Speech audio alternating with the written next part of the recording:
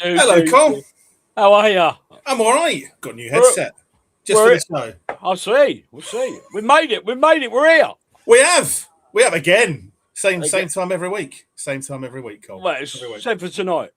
Well, except for tonight, because tonight we moved a day, and again we've got a special guest on. Apparently, I'll put the ball down. You can do, mate. You can do. Before I drop it.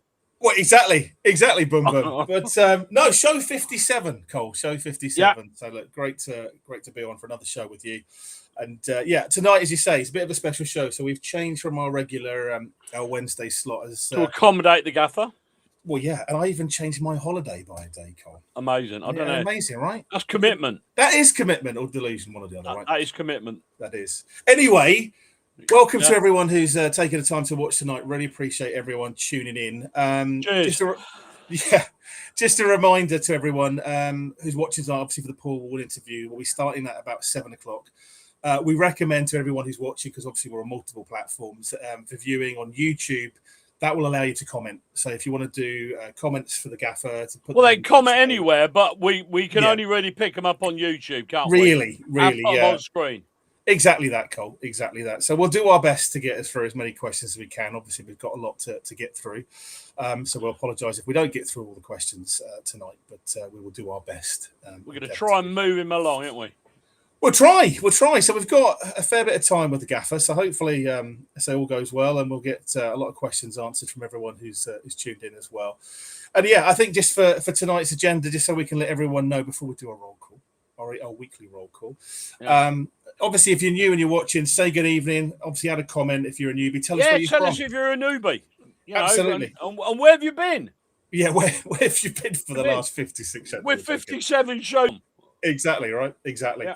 As I say, and I guess a thank you, as always, to our sponsors, which help us do this show. If it wasn't for the Kaz Bar, again, down the bottom there, outside Gate 7 on a match day, Mr. Kaz himself is watching tonight, Cole. He's watching tonight. So, Kaz, thank you for watching, as always. And cheeseburger, please, with onions. That's the one. You couldn't make it up, could you? You couldn't make it up. Cole. Does he deliver? I think he does. To be fair, we can ask. Okay. Go on, carry on. Sorry, I shouldn't. No. I was going to say, obviously, after the interview, we'll be back into our normal show. So we've got updates and highlights for the Notts County review. We're going to be previewing, obviously, Cambridge game for the weekend, and also we've got our guest from Under the Abbey podcast joining us from Cambridge as well. So and we've got team talk. Team talk. We've got team talk. We've got the Chris Kamara of the Don's Unplugged world, Mr. Luke Payne. We've had to edit a little bit of that, haven't we? I'm saying nothing. But we'll have it out with them after this show. Indeed. Yeah, but we love it. So lots of content to get through. For you. I'll speak for yourself on that one, Ryan. Brian and Chris, again for the team talk, we appreciate it, and obviously for the Payne player rating, Mr. Luke Payne. So we'll have that all coming after our review and discussion with Mr. Paul Warren a little bit later as he pops on. Anyway, as always, we always say good evening. Roll call, right? King Noob. King Noob says hello, evening. Thanks for joining. Matt's joined us. Matt, as always. Hey, Matt. Good evening, lads. We're okay, Matt. We're doing all right. Matt. My bag's packed in the car. I'm ready to go on holiday, but I'm doing this for the love of it. Can I quickly say something? I know this is a little bit. Since the last show, sadly, my dog passed away, and I've had a load of messages, and I thank you very much for them. Bless him, he was a great little lad. Marmite, his name was, and I just want to say how much I appreciate all the love I've got from people out there. Thank you very much. Yeah, absolutely, mate. Absolutely. And you beat me to it. But as I say, okay. A lot of love from a lot of people coming in still, Cole, So, John Harris, who books our acts. Yeah, John Harris, our booking agent. Evening, John. Thanks for joining. We've also got Karen. Karen joined us. Hi, Karen. Is Karen waving at the screen? I don't know, but I'm pretty sure she will be. Karen, I want to know if you're waving. I've got nothing, Karen. My apologies. Okay, all right. Okay. Luca has joined us. He said, hi, Paul Warren, what's your favourite thing? Well, we'll ask him when he gets on. Luca. He's not here yet. But obviously we'll run into that in a little moment as well. We've got Sheila as well. Sheila's joined us. Evening, Sheila. Always a pleasure. Sheila. And she said, I can't see the... Oh, there she is. Looking forward to this. So we see. Well, we are too, and always we're looking forward to it. And again, Peter, I've got to tell you, but I'm sure Paul will be all right. I'm saying nothing. Anyway, Craig is joining. Good evening, Aidan, Colin, and the gaffer. So, yeah. Okay. Good evening in a minute for that one, Craig. And big up, lads, again from Luca. He says, what's the latest on Hepburn? Well, we don't know. We'll interestingly, Luca, we'll ask the gaffer live on air for you and find out because we'd like to know too, right? And we'd like to know about Tomo as well because apparently he's out for 3 months and Callum. Pato as well. Yeah, quite a few to get through, so we'll see. We'll hopefully get with the lowdown. There's rumours that offers suspended as well Saturday. Wasn't there? But again, hopefully the gaffer can clear all of that up for us. He might clear all that up for us in a bit, yeah. Absolutely. Evening to Ryan. Thank you for joining, Ryan, as always. And again, thank you for the content. Danny has joined us. Said, even you consummate professionals and Colin. Thank you, Danny. Where would we be about your comments? All right, Danny. Make the day. We're on the sauce again tonight, Danny. I'm saying nothing. No Greg's tonight, Cole. Hi, lads. I'm back as well. There we go. So, Mr. Arthur, I think, is there. So, thanks for joining. No Greg's tonight. No Greg's tonight. Just a random bag, right? Just a random bag. Kerry Ann joins us. Good evening, all. Hi, Kerry Ann. Joining Kerry Ann. We've also got Mr. Ashley as well. He says, good evening, legends and Colin. Yeah. Never beats the streak. Yeah. Never beats the streak. Thank you for that, Ash.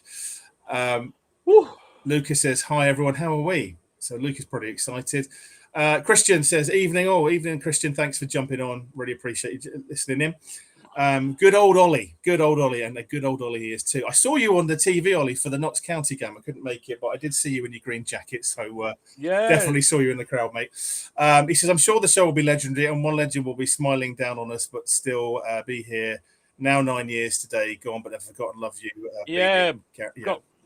God rest him. Yeah. Poor old Beanie. But no. Yeah, well done, Ollie, for bringing that up to everybody's attention. Yeah, an absolute legend, Ollie. So again, our thoughts are with him, as I'm sure everyone else's are. But thanks for bringing it up on there, Ollie. Evening, Dons and Donettes from Grant. Evening, Grant. Thank you for joining as always.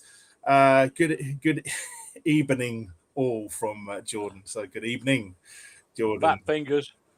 Not a problem at all. Hey, we love it. We love it. George has said this should be another great watch, bit like the two Ronnies with a special guest. Was that Walkham or Wise, George? I don't know. Yeah. We'll see.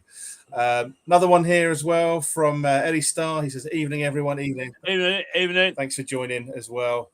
Ryan's got one there as well. If anybody's new, this is the first show you've ever watched. Yeah, tell us as we go through. Fantastic. Colin's frozen. Nothing like. And then we'll ridicule you. Nothing like. You're back. You froze. You froze, but you're back. Oh, there we go. Righty. Ryan said, my first day off in 6 days, and it completed with the show to the end of my evening. I say, Ryan, we're glad that you've got some time off, and hopefully you'll enjoy the show and also your team talk coming up a bit later on. Harry says, evening, loves a panther that is pink. Everybody loves a panther that is pink, sorry. Absolutely. I don't get that. What is that? I'm saying nothing. Mr. MK Chris, it's a good evening. Coming back from London, yes, I did wear a staff. Yeah, I don't blame you. I'm glad you're back safe, Chris. Nice good to have you on, my friend. Harry's joined us as well. He says, hey, evening, Harry. fellas. And then again, we have Mr. Jonathan Harris. It's DJ Gray in the building. Yeah, if only, right? If only. Oh, do you like that? We've got a little message down the bottom of our screen. Did you see that? I did. That's a private chat. That's a private chat. In our private chat, I just saw that. Yeah, chat, we got a little message there. I believe that the green room is filling up anyway. So there we go. Really? Who's getting in there? Oh, what happened? What happened there? Who knows, Cole? Who knows? Gremlins in the work as always, but never mind. We're professional at this, but we're not. Every week something goes wrong. So why would it not go wrong again? Anyway. Oh my God, you're giving me heart attacks here. I know. Bless you. Go on. Big day today, Chris Turner. Thanks, Chris. Absolutely. Hope you enjoy it, Chris, as well. And obviously we'll come on to your bit a bit later. We've got some questions there for Paul, so we'll park those for a minute. And Ross has joined us as well. So Ross has said, "Evening, guys. Doesn't time fly?" Yeah, it does. It does. To be honest, but year's nearly out, right? Year's nearly out. we've got Adam. Adam's joined us as well. He said, "Evening, guys. Evening, Adam. Thanks for joining." And also another one here we've got from Johnny Taylor as well. Evening, John. He said 7 o'clock, same time as the Archers start. You've not thought that one out, have you? Obviously not, John. I apologise. You're missing the Archers. But there we go. So yeah, as I say, we've got a few more to get through. But as I say, I'm conscious that obviously time is pushing on. So we'll get. Is it already? Yeah, it's 7 o'clock. 7 o'clock, Tom. And we've just had a message, haven't we, from we have Stadium MK. We have. Well, from a special guest at Stadium MK who pulls the strings together in the background, that's for sure. But yeah, we as I say, tonight obviously we've got the Paul Warne interview as we've mentioned, so we're really grateful to have the gaffer come on. This is really, as I say, we do this show every week, because we're fans like you. It's for the fans, by the fans, with the fans. That's our mantra. So it's really an opportunity for you guys to get your voice. I can never remember that bit. I know you can't. It's probably too many. Was it Solis Hombres? By the looks of it, Carl. Enjoy. But yeah, as I say, get your questions in. As I say, when we bring the gaffer on, it's your chance to ask those questions. We've got a few things. We do have quite a few questions from viewers abroad as well. Colin have been watching. So what, the Isle of Wight? You just can't get the staff. Australia, the US, and South Africa. There you go. Yeah. So, what? Yeah, we get caught on catch up everywhere. Nothing from Kuwait. Nothing from Kuwait yet. Give it time. We're live. We'll give it time. Who knows? So yeah, I mean, as I say, we'll be jumping onto our normal show, as I say, after the Paul interview, and again running through that. But I think Colin, other than that, there was something you wanted to say. Was there? Run VT. Oh, Run VT. There you go.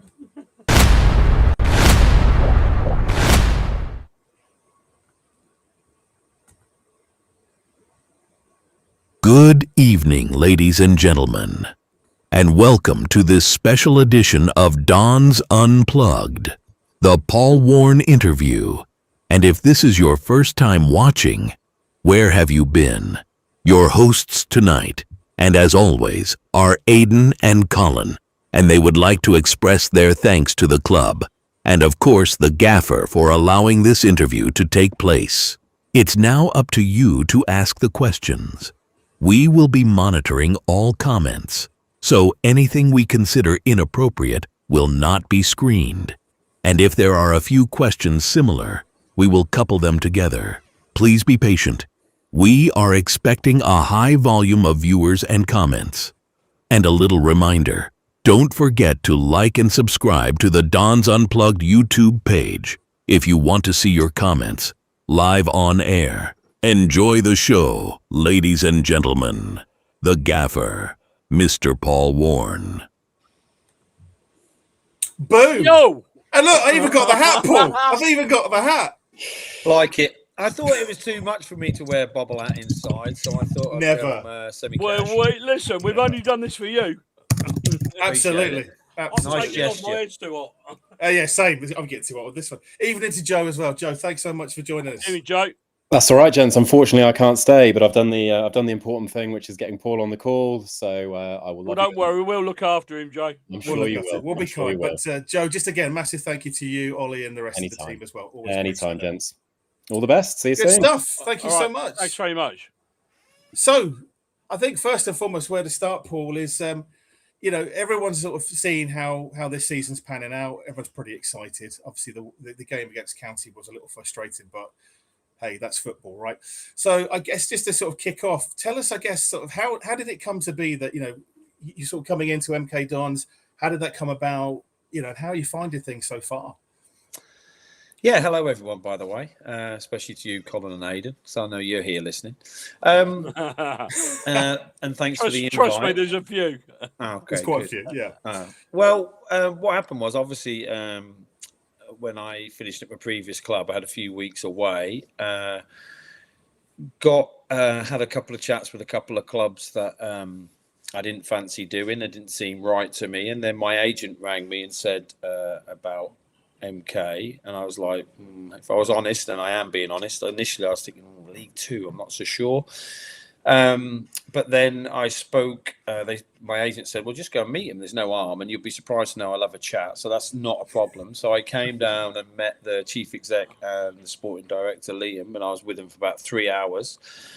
told them how I like my teams to play and certain things, and they told me about the owner. And then the following week, I met the owner and really liked him. Really liked him. He said that I was allowed to imprint the way I wanted the club to go and change a lot, which meant a lot to me. I wanted to have a bit of a control over the culture. I didn't want to go in and someone said, these are the players you have, you play this system, this, and this. It was like, look, we haven't been as successful as we want. It's a free, clean piece of paper, really. And that's what attracted to me. The fact as well, Rich, my assistant, loves the club. It was equal distance to both of us. He'd lived up north with me for about 8 years. Not with me. He didn't live in my back garden or anything. But my wife would have had that. Yeah, almost. And he'd, sacrificed a lot of family time for us both. And it seemed like a great club between the two of us. And if we were fortunate enough to get it up, then we could try and get it up again. And I like the whole, and it's a bit of a cheesy way to put it, but the whole project of it all. I didn't need to get into work straight away. I wanted to do something that grabbed me, and the whole dream of the owner and his enthusiasm, and that is what convinced me to come, really. And he obviously kindly trusted me with the task. Fantastic. And I mean, again, you talked there about obviously League Two, Paul, and obviously not being sure, which is understandable. Obviously, you had a great career, and Rotherham as well, notably. Remember that with the Liam Manning battle, which broke a lot of hearts at Stadium MK. But I'm glad we've now got you in our dugout. But how have you found things, as I say, since you've walked through that door? Obviously, you've done a lot of change, a lot of players coming in, a lot of players going out as well. But was it what you expected? Is it better than you expected? How have you found it in that time you've been here? I mean, when I say about League Two, I'm not coming from a snobby point of view. It's just the fact that, I'd played all the levels. I'd played non-league till I was 22, 23. So I'm not a football snob. It was just the fact that I was probably, I had, I don't know, in 8 years management, I think I managed 3 or 4 in the Champ and 4 in League One. So, since I've been in, I don't think I've been surprised by anything, really. I don't. I think with every league, it's competitive. Football is, I say this loads of times, but football is a low-scoring sport, so you don't have to be the best team to win, and I think that is very evident in this league. And I think all the teams in this league are very well organised, and there's sort of different types of teams within the league, if that makes sense. So you could go away at Tranmere, and you could play at home to Grimsby, and they could be completely different games and different feels. I mean, I know that's the same in every league. I think Championship is pretty predictable. You know how the teams are going to play. You know how the rotations are going to work. You sort of know how they want to control the ball, whereas League Two is a little bit more random, and you can get done on a sucker punch easier, I feel. So it hasn't surprised me. It hasn't surprised me with the quality of opposition. It hasn't surprised me that every game we go into is a big game for the opposition. That is evident. And most games we go into, if not all of them, we're the favourite to win. So none of that has surprised me.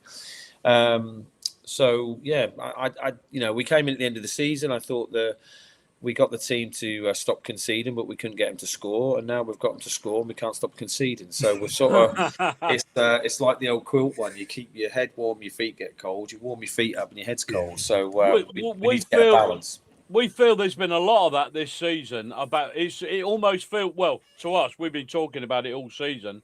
It's almost like a bit of a stop-start thing. We get a few players back, we look quite good, then we lose someone with suspension and a few injuries. And I'm not saying it looks disjointed or anything like that. I just don't really feel like, probably, I don't know, you might disagree, that you've ever played what you would consider to be your first 11 players. Do you think that's... Yeah, I think that's somewhere near the mark. Yeah, I think that's really fair, Colin. I mean, in fairness, we started the season 4-3-3. We were pretty front-footed, and then it felt like 3 weeks, we'd lost all of our fullbacks. So we had to go to a 3. I can't say it was like tactical genius for me and Rich. It was just the fact we had to, because that was the only team we could put out. We've gone to a 3. The lads have settled into it quite well. I think at home, especially, I think it does bode well for a 3 because the pitch is so big. I think as a 4 you can get picked off a bit too easily. But anyway, so then it feels like everyone's coming back, and then like the last couple of weeks is the first time really that I felt like we've had the team. That's the honest truth. And I know there's still players outside of that coming back, but it felt like the last couple of weeks I've had a really strong bench. I've been able to start a wing back, take a wing back off, start aggressive eights, take them off, or strikers. So the last couple of weeks is the best I've felt. And in fairness, I know we lost the other night, and I've scrutinised the game inside and out, but I was really happy how we played. I was happy how we played against Fleetwood. I was happy how we played against Oldham. So just the last few weeks, it feels a little bit more like how I want the team to play. Yeah, strangely, I mean, obviously you don't bother yourself with social media like we do, but No, there was no, I don't blame you. There was sort of a little bit of a mixed reaction. I came away from the game, yeah, even though we lost, and the manner of how we lost it, the back header from Maguire and C-Mac dropping the ball sort of thing. But I came away from it feeling quite positive. Yeah, But so. basically dominated them. And the only fact of the way they got back in the game was two basically mistakes, which I have to add, every time we make a mistake, we seem to get punished, and other teams seem to get away with it against us. Would that be a fair assessment? Well, that would be my assessment, but obviously the other half of social media never like the team to lose, which I understand. No. I'm a sports fan. If I watch Pittsburgh Steelers lose on a Sunday and they're amazing, I'm still raging if they lose because I'm overly passionate about it. But from my point of view, and I just drive with the coaches, try and drive performances. The performance level was brilliant. Like we were the better team.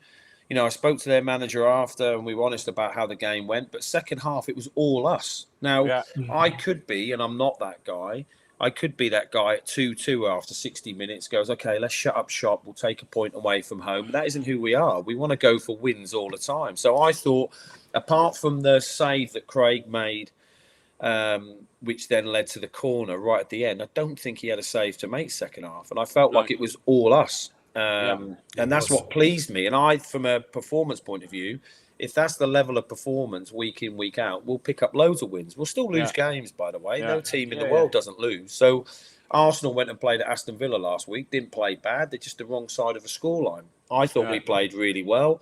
The lads were so confident going into it. There's a real buzz about them. And there was a disappointment after the game, but they also realised they played well. So for me, getting into for the first time, like we played Saturday, they didn't. I don't think that had any effect because I thought we looked really fit and strong. But we go into the game this weekend with the same amount of confidence, and we are going to lose games, by the way. So I don't. Yeah, well, so that's what happens, isn't it? I think anybody with a sensible head realises that you can't go through the whole season. But League Two, this is another discussion point we've been going through all season. That League Two is very, very difficult to predict a set of results. There's always something strange happens, a dodgy result. I mean, Newport County last night were losing 2-1, down to 10 men, and they came back and they equalised in 94 injury time. So So I mean, we think any team can beat any team. Yeah, definitely. I mean, we came off the pitch Tuesday night, and we were disappointed we'd lost away at Notts County because we wanted to win. Obviously, they would have put a really good marker down. However, the first score I saw was that Cheltenham had won away at Swindon. Now, if we lost at home to Cheltenham, I could understand there'd be a lot more upset, really. So us, in my opinion, it is only my opinion, us outplaying Notts County at Notts County, apart from the Bristol Rovers game where Notts County went down to 10 men away from home, no other team has had as many attempts on goal against Notts County as we did. And it was away from home. We played Saturday. There was a lot of positive things to come out of it. Although, obviously, I'm not going to say everything's perfect, but it never is. If a team never had a shot against you or whatever, the game would be boring. Every game would be 0-0. Mistakes are going to happen. The lads have been brilliant. They bounced back today in training, and I expect them to be excellent again at the weekend. And that's all we can do. I mean, my assessment is when we play them next time, they're going to feel a little bit more anxious, and I think we're going to feel a little bit more confident. That's my opinion. I think they've got more to fear than we have. I think. Yeah, definitely. Well, it's only a couple of weeks, so we can play them again, Cole, which is a great thing. Obviously, where the turnaround comes to Christmas, all the better. But like you say, Paul, I looked at that game. I didn't come away perversely thinking I feel really depressed. I felt quite upbeat, just frustrated. That's it. Those are the blows. And I always feel that when you go and clap the fans after a game, you get a good sense of the intelligence of your fans, in fairness, and also what they actually do think. I've seen token clapping, and as a manager, especially, it's different as a player. You always get a clap as a player, but as a manager, you can sense when people are sort of clapping, but out of politeness. And I think there's times where people clap and go, actually, I thought your team played really well. So I thought, apart from one bloke who definitely doesn't like me, generally speaking. Yeah, we noticed that. I noticed it. I was, well, we're so angry. Wow. Apart from that one bloke who I left a ticket for, apart from him, I thought the fans were really generous with the players. And I said to the players, look, go over to the fans. They've been great with you. They've stuck with you tonight. They haven't left the ground early. The whistle didn't go and all the MK fans fled out. And the lads really appreciate that. And it shows we've got some intelligence on the stand and watching, which is great. But what are your thoughts of the support this year? Excellent. Away from home, amazing. At home, obviously, we'd like more fans, wouldn't we? That's the honest truth. However, my missus thinks it's great because whoever the drummer is, she buzzes off. Although I met him the other week. He's quite Harry.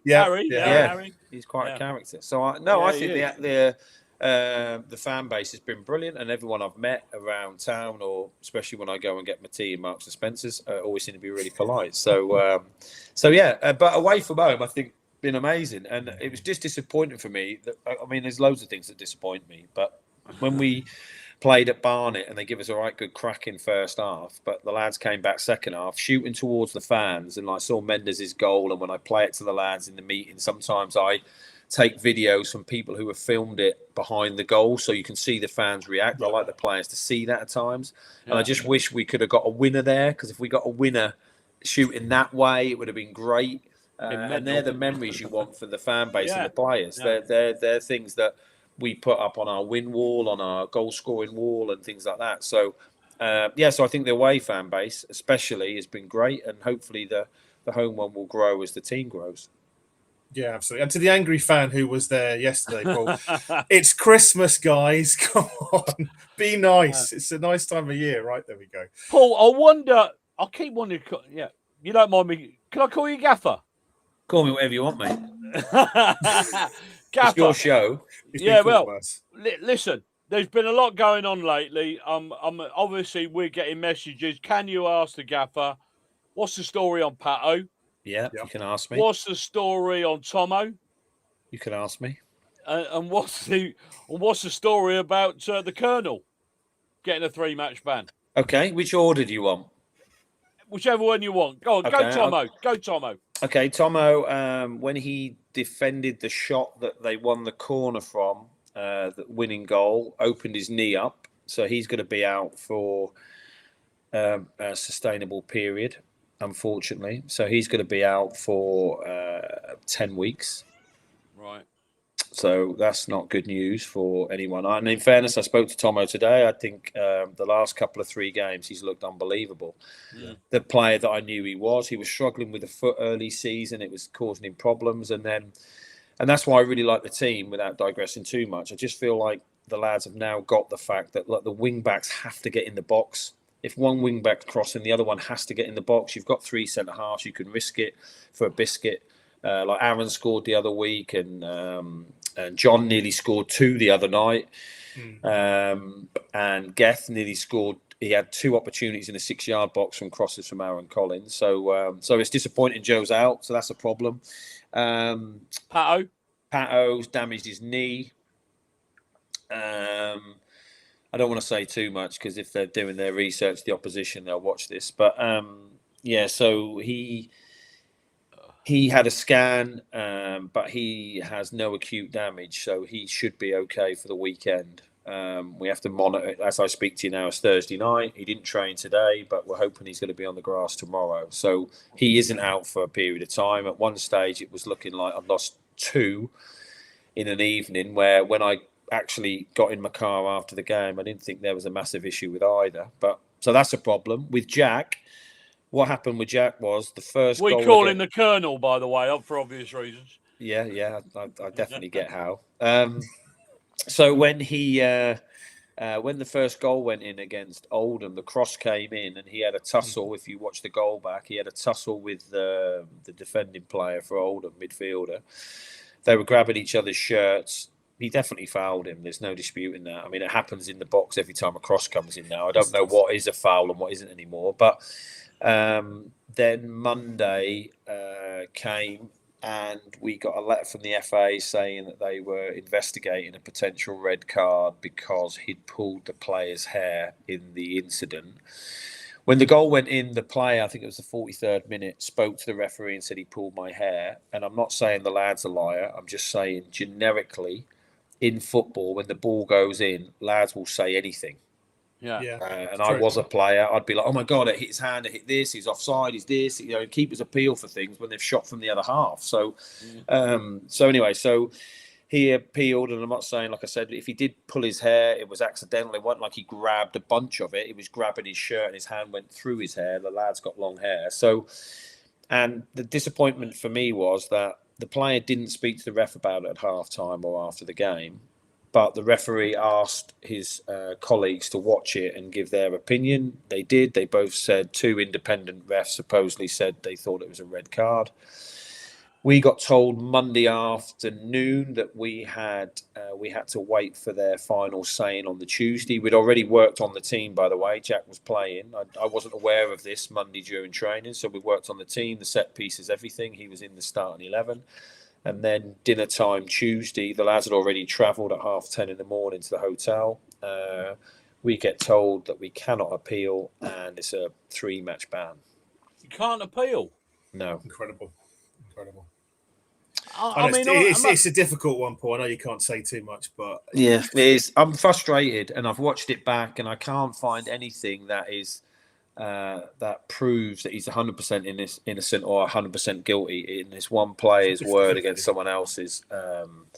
And Jack definitely isn't that sort of player. No. And like I said, if he swung him around on his ponytail or something, I understand that. I'm not an idiot. I can see, 3 swings like a cartoon, the Wild Coyote. I get it, but I don't think that was the case. And if there was any hair pulling, like, he apologised to the player when the player said it to him straight away. So I don't think it was done like that. But unfortunately for us, it's a blow, and it did feel a little bit. I know it isn't. It just felt a little bit not personal, but I wasn't best pleased. No.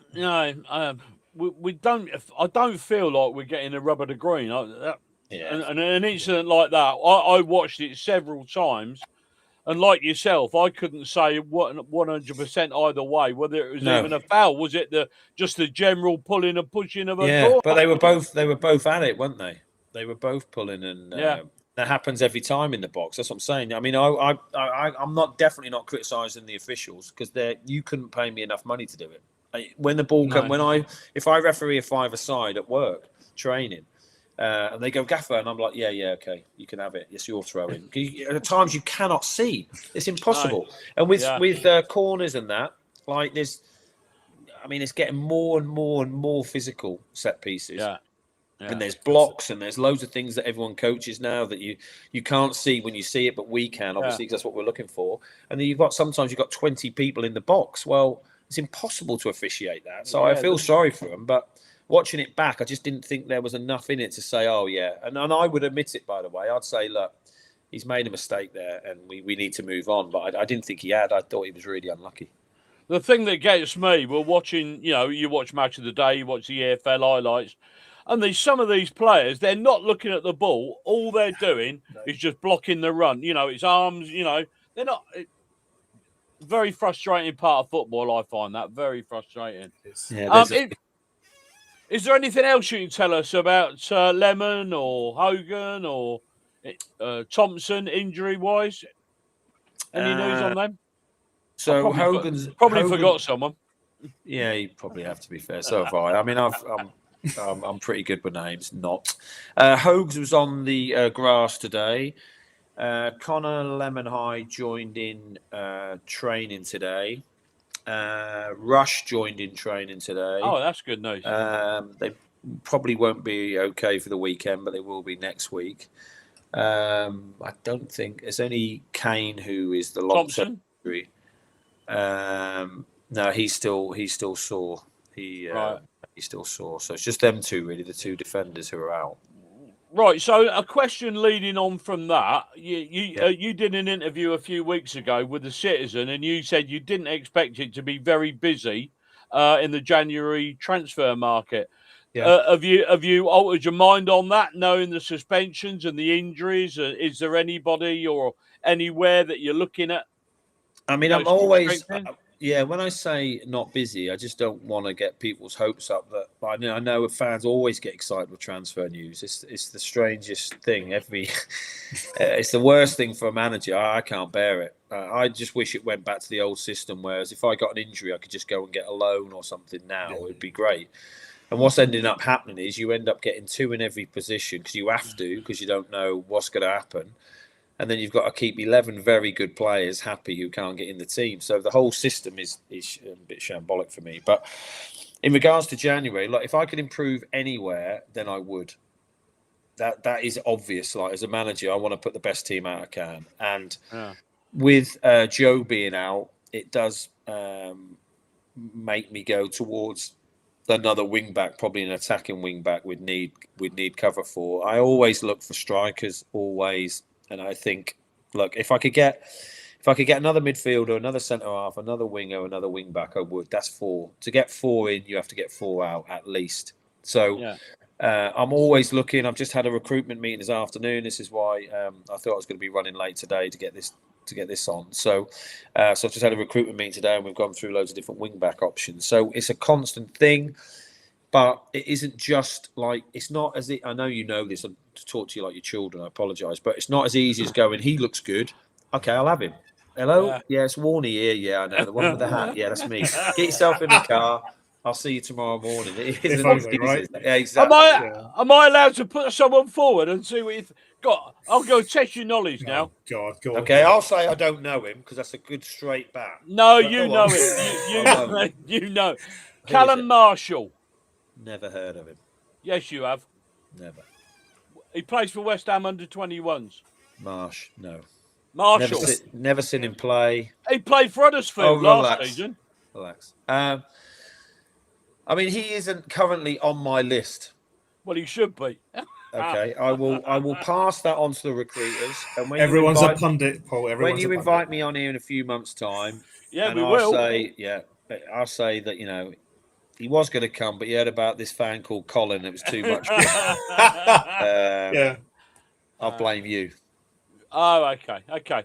Aidan, have we got? We've got a lot of questions. I don't want to ruin your flow, but Paul, we've got quite a few things to run. So I'll fire them up on the screen and read them out, and then obviously see what we come through there. But first one we've got from Luca. Luca said, "Paul, what's your favourite thing you enjoy being a manager on the training ground? What made you get into coaching? What's something you dream of in your playing career going into coaching?" Okay, well, keep it on the screen, please, so I can... That's fine. No worries. What's your favourite thing you enjoy being a manager? Well, it's weird. I was talking to my coaches tonight, actually, driving up here, that one of the favourite things I like about being the manager is that people have to speak to me, right? They have to. If any other walk of life, you speak to someone, they go, I haven't got time.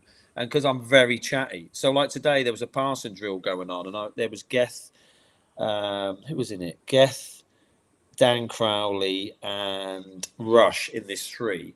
And they were getting instructed off Potsy, and I just started talking to them. And they didn't know what the instructions were. And then straight away, one of them stuck the hand up. Well, look, you can't. Gaffer was chatting to us, right?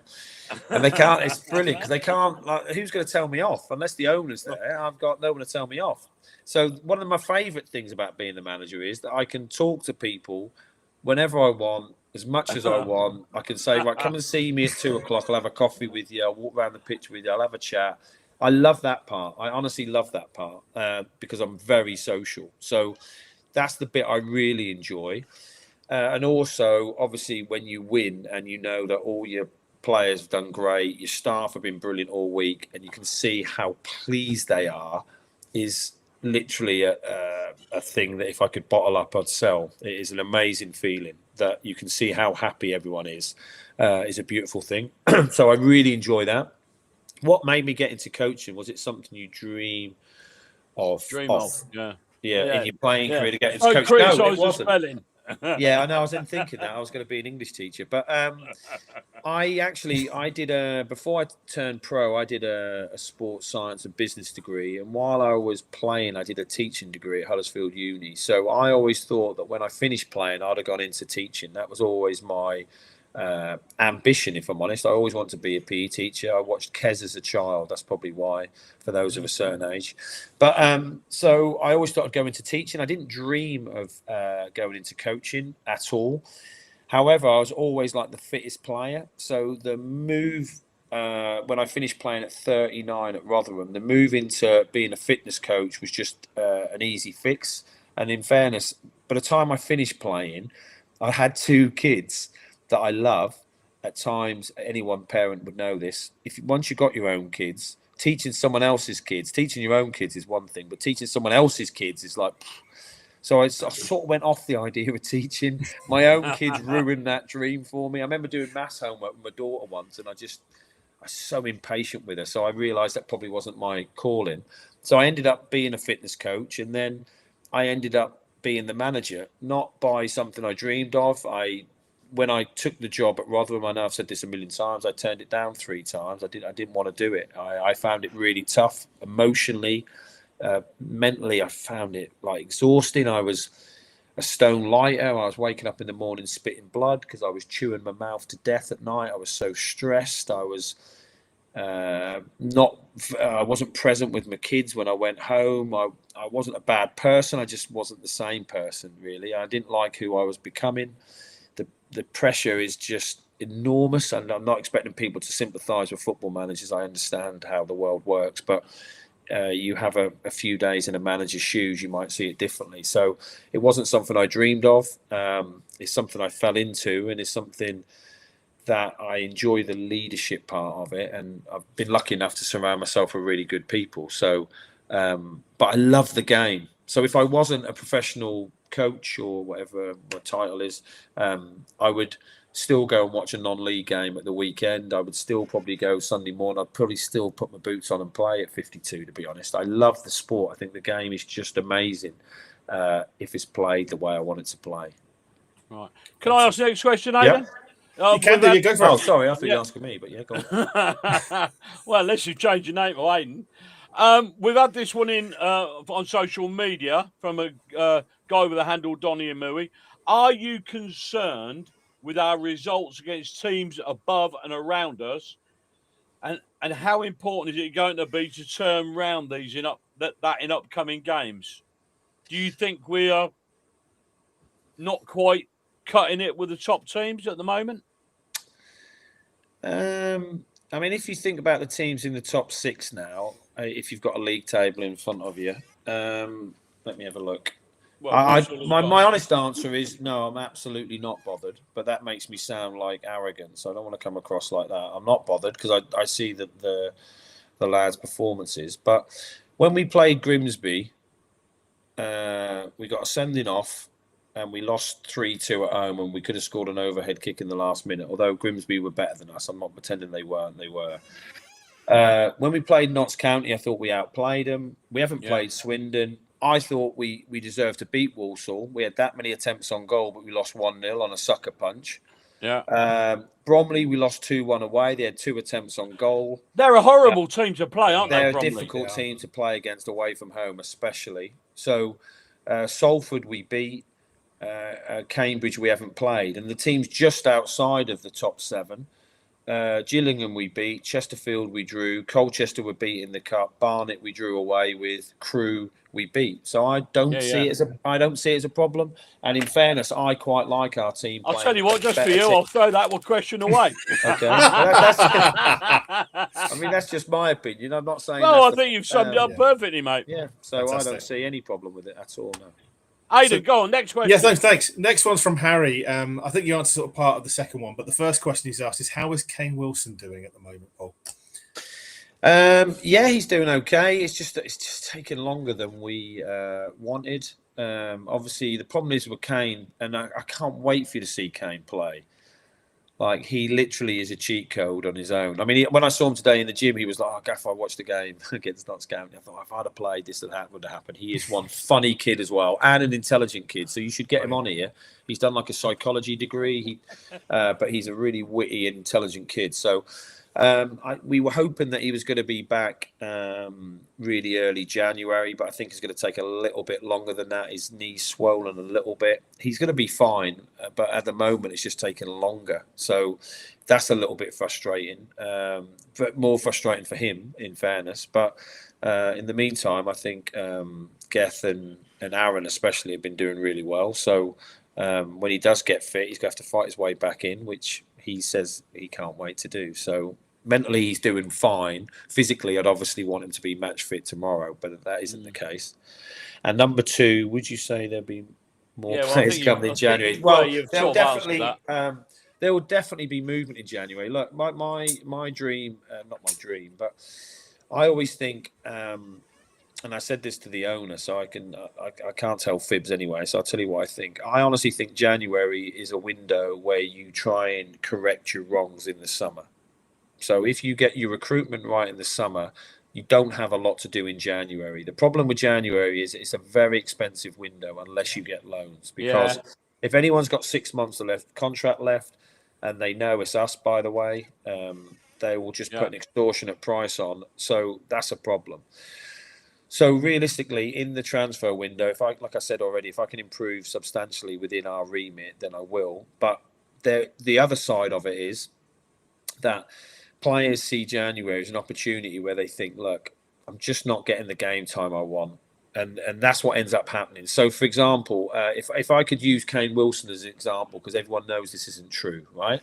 But let's say Kane's fit, but he just isn't getting the game time. He sort of comes on a sub now and again, started a couple, but it just isn't the career path he wanted for himself, right? He might come to me in December and say, look, Gaffer, like, I've had a good time. Always start on a positive. I've had a good time, but I think I really want to go and play my football somewhere else. I wouldn't stand in anyone's way. That is how I run the dressing room, right? Because if you don't want to be here, I'll help you get out. Best case, right? That's the honest truth, right? So he might end up saying that. In the same way, I'm not aware of it yet, but the best, I don't know, centre forward at Plymouth might be having the same conversation with his manager in 2-3 weeks' time. I'm not aware of it at this moment in time, but it might happen. Or Callum Marshall even. Yeah, or Big Marsh, correct. Yeah. So, I mean, now I don't need to do any more recruiting after this. But so it always changes. So, look, at this moment in time, no players asked to leave, although I am looking at players. But I do foresee in every January there is a couple go, a couple stay. However, if no one left and we had this exact squad till the end of the season, we had a bit more. You wouldn't be disappointed, would you? I wouldn't be, no. And in fairness, like, no one wants their manager to say that. And I'm saying it because I'm being honest. That is the honest truth. As sort of an extension to that, I've had a question from a guy called Paul Wormsley. Some of you might know him watching tonight, Camden night. Do you have any more loan plans for the development squad, or are they getting more in training with the first team? Well, I think they have had a lot of involvement with the first team training, but nothing can replicate games. Right. Nothing. So, you know, like, let's say, for example, player A is doing really well in training, and they've been involved in a lot of first team training, and it gets and he's a physical defender, and then he decides to wipe Aaron Collins out and smash him up. I won't be best pleased with that, obviously. However, I would be pleased if it was my defender. Those sort of skills, those sort of needs of winning, those sort of dark arts, set pieces, you know, the feeling of playing every Saturday, I can't give to them development players currently, because I have a pretty substantial first team pro sort of squad here. So I honestly think that everyone needs a loan. So, like, one of my loans that I remember really vividly, I loaned Ben Wiles out when I was at Rotherham, and he's a brilliant midfielder. He's now at Huddersfield. We sold him for $1.5 million or something. Anyway, he's a brilliant player for me, but I loaned him out. He went out on loan, and they sent him back. And it was like 3 leagues below the conference. They sent him back, said, like, he's just not good enough. And It was like, wow. But, and this is my point, and this always happens, it's like it sounds awful. I don't mean it to come across like this. They sort of need a bit of rejection. They need a bit of fight in them, because what ends up happening is if you're a youth team player and you're getting the under-21s, all through your life, you've always been the best player at school, the best player in your year, your best player in your mates. You get to 15s, 16s. Well done. We're keeping you 18s. Good. We're keeping your pro contract. Like, everything's given. They earn it. Don't get me wrong. Yeah. Then they go on loan. Then all of a sudden, hang on a sec. If you don't pick up from a corner, Jimmy the electrician's going to grab you with his tape. There's all of a sudden, there's a little bit more of an edge to it, and it's a sink or swim. Now, the first loan might not work, but it's character building. It's brilliant for them. They live away from home sometimes. Again, another development for them as a person. They get to know what it's like to play 2-3 games. I suppose it's a reality check in a way, isn't it? Yeah, and in fairness, like, it isn't easy to be a professional footballer. Like, it isn't. Like, you are a talent. I get that. You do have massive ups, but massive downs. You do have injuries. You do have setbacks. You just have to be resilient. That's the truth. So unless someone's an absolute superstar, and I know obviously there's been a superstar in midfield here years ago, who seems to be everywhere, but unless you're that amazing at 16, 17, you have to fight your way. Now, last week, I get all the players to do a talk about their careers and their lives and their families. Aaron Collins done his. And I forgot he hadn't done it, to be honest. The captain said, Colo had done his. So he did his. And he was talking with some of the younger pros in the room about how many sort of rejections he had and how many times he got released early in his career. Now, everyone sees Aaron Collins as like this brilliant player who scored no end for Bristol Rovers, got a big move to Bolton, scored no end for Bolton, that everything's perfect, but it wasn't. Earlier in his career, he got managers telling him he weren't going to be good enough. He got released. He got change of management. Luckily, the new manager liked him. Then he left, and the next manager didn't. He got released. So it isn't like this beautiful plain sailing route. So I honestly think that if they're not in the first team and I'm going to use them, I think a loan is definitely a good step forward for them. Right, go on, Aidan. Next question. Next one's from Matt. So Matt has said, a question for Paul. Great to have you at the club. Your managerial career before us has been focused in the leagues above. Have you had to adapt anything in how you work for League Two? Not really.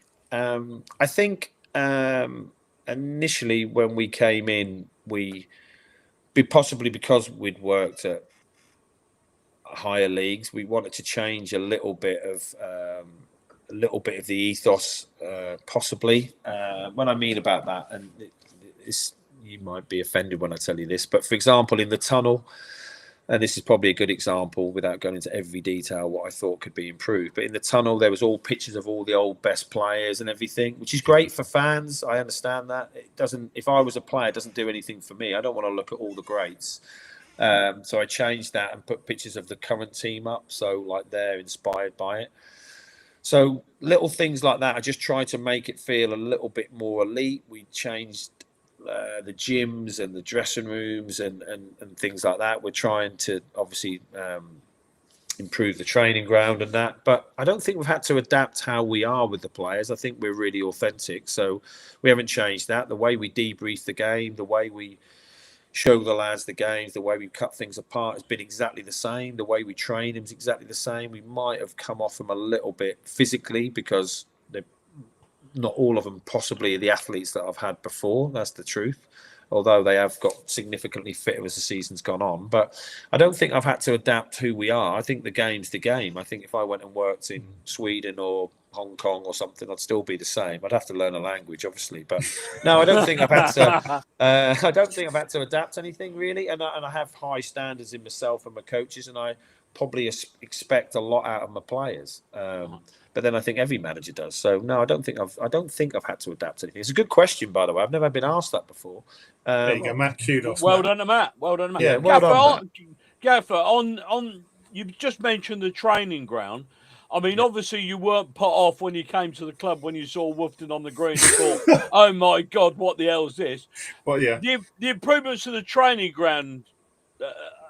Is it a lot? Well, it should be a lot better. But I mean, what's your opinion on the work on the training ground?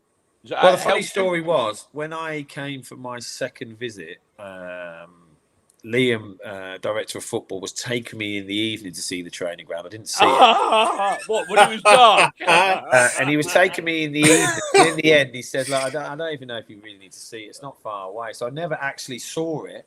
In daylight.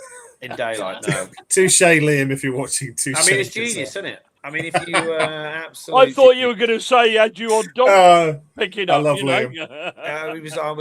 I mean, that's like, he literally Jedi mind tricked me. There is no training ground. Then I came away from, he had the Men in Black pen when you look straight into the light. So it wasn't ideal. And the pitches we were on, obviously you can walk your dog across initially, were rock hard. And I think I can say with quite a lot of clarity, I think it didn't help the lads pre-season with injury prevention. Although they didn't get injured during it, when we then got onto the better pitches, it was like the physios always say, a bit of a change of surface. But now, kindly, the chairman has spent a lot on the pitches. The pitches are outstanding quality, as good as they are in the stadium. The groundsmen work really hard. We're blessed in that respect. So that is a massive step in the right direction. And the thing is, with players, like you try and convince them to come. You spend a lot of time with them and their family, show them around the place. And the training ground did let the club down. That is the truth. So I know why Liam didn't take me. Paul, your next question is on the screen, mate. So the next one, I kind of got some empathy for this one, Grant. So thanks for asking us. I mean, as a long-term Dons fan, I was there when it was still Wimbledon FC. So obviously, younger fans maybe not so much so, but there obviously has been that acrimony. Is probably the nicest way to put it. With certain people and viewpoints will be forever different, whoever you ask, depending where you come from. Yeah. But obviously, as an outsider coming in to that situation, as Grant for it sort of asked, there is, have you or yourself or any players you're trying to bring in, has there been any stigma about MK Dons that you found at all, picked up on? Absolutely none. Fantastic. None. There you go. I literally, and hopefully you've known me for 46 minutes. You probably realise that I have no filter. So I will. No, it's good, Paul. Straight. I would tell you it straight. If I had, I'd go, "Oh, I'm doing so well," because no one wants to play for me. Come here. No, not at all. In fact, the opposite. Everyone's keen. Ever since I think, and he'll love this if he listens to this, but since I signed Mendes, everyone's like, wow, Mendes is going. That is a place I want to go and play. If he's convinced Mendes to go, that is a club going places. So I've never had any issues with any player saying you're giving footballers way too much credit. Footballers want to play in a nice area where they think they're going to win. Nice place to live. By the way, it's a nice city. Been very impressed since I've been here. So all of those things have been brilliant for me, and it's been really easy to sign players that live near London as well. So geographically, it's been really good. But I've had no one say, "Oh no, I won't go to MK because their history isn't as long as Liverpool's." I've had nothing like that said to me at all. I mean, it might get said behind my back, but everyone that I've actively tried to sign, really tried to sign, we've got. So so I've had zero issues. Fantastic. That's really good to hear, Paul. Thank you for that. No worries. Next one's from Craig. So Craig has asked the question here. It says, Gaffer, our play gets us into such great attacking positions. Do you feel the team could/should be more clinical in front of goal? We create so many chances. Yes, 1,000,000%. 1,000,000%. Yeah, sure. I agree. And they agree as well, by the way. So we're getting loads of unbelievable. Like even the other night when I showed the lads back today, I think I must have shown them about 12 brilliant opportunities we had. It's not from a lack of trying. I just think sooner or later someone's going to get a right good cracking off us. But and it feels like, I mean, it's just like an anxiety level for me. We've been cruising 2-0 in games, and then we just concede a goal out of nothing, and then the game doesn't end as nicely for my blood pressure as it should. So I do feel like we should score more goals, definitely. But then whichever team I managed in the history of Everness, I would think that. I just would. I just don't think we make the keeper work hard enough at times. That is something that Collar's been unlucky, hasn't he? Yeah, he's still a little bit rusty, bless him. I mean, he's the best finisher I've ever worked with in my career. Yeah.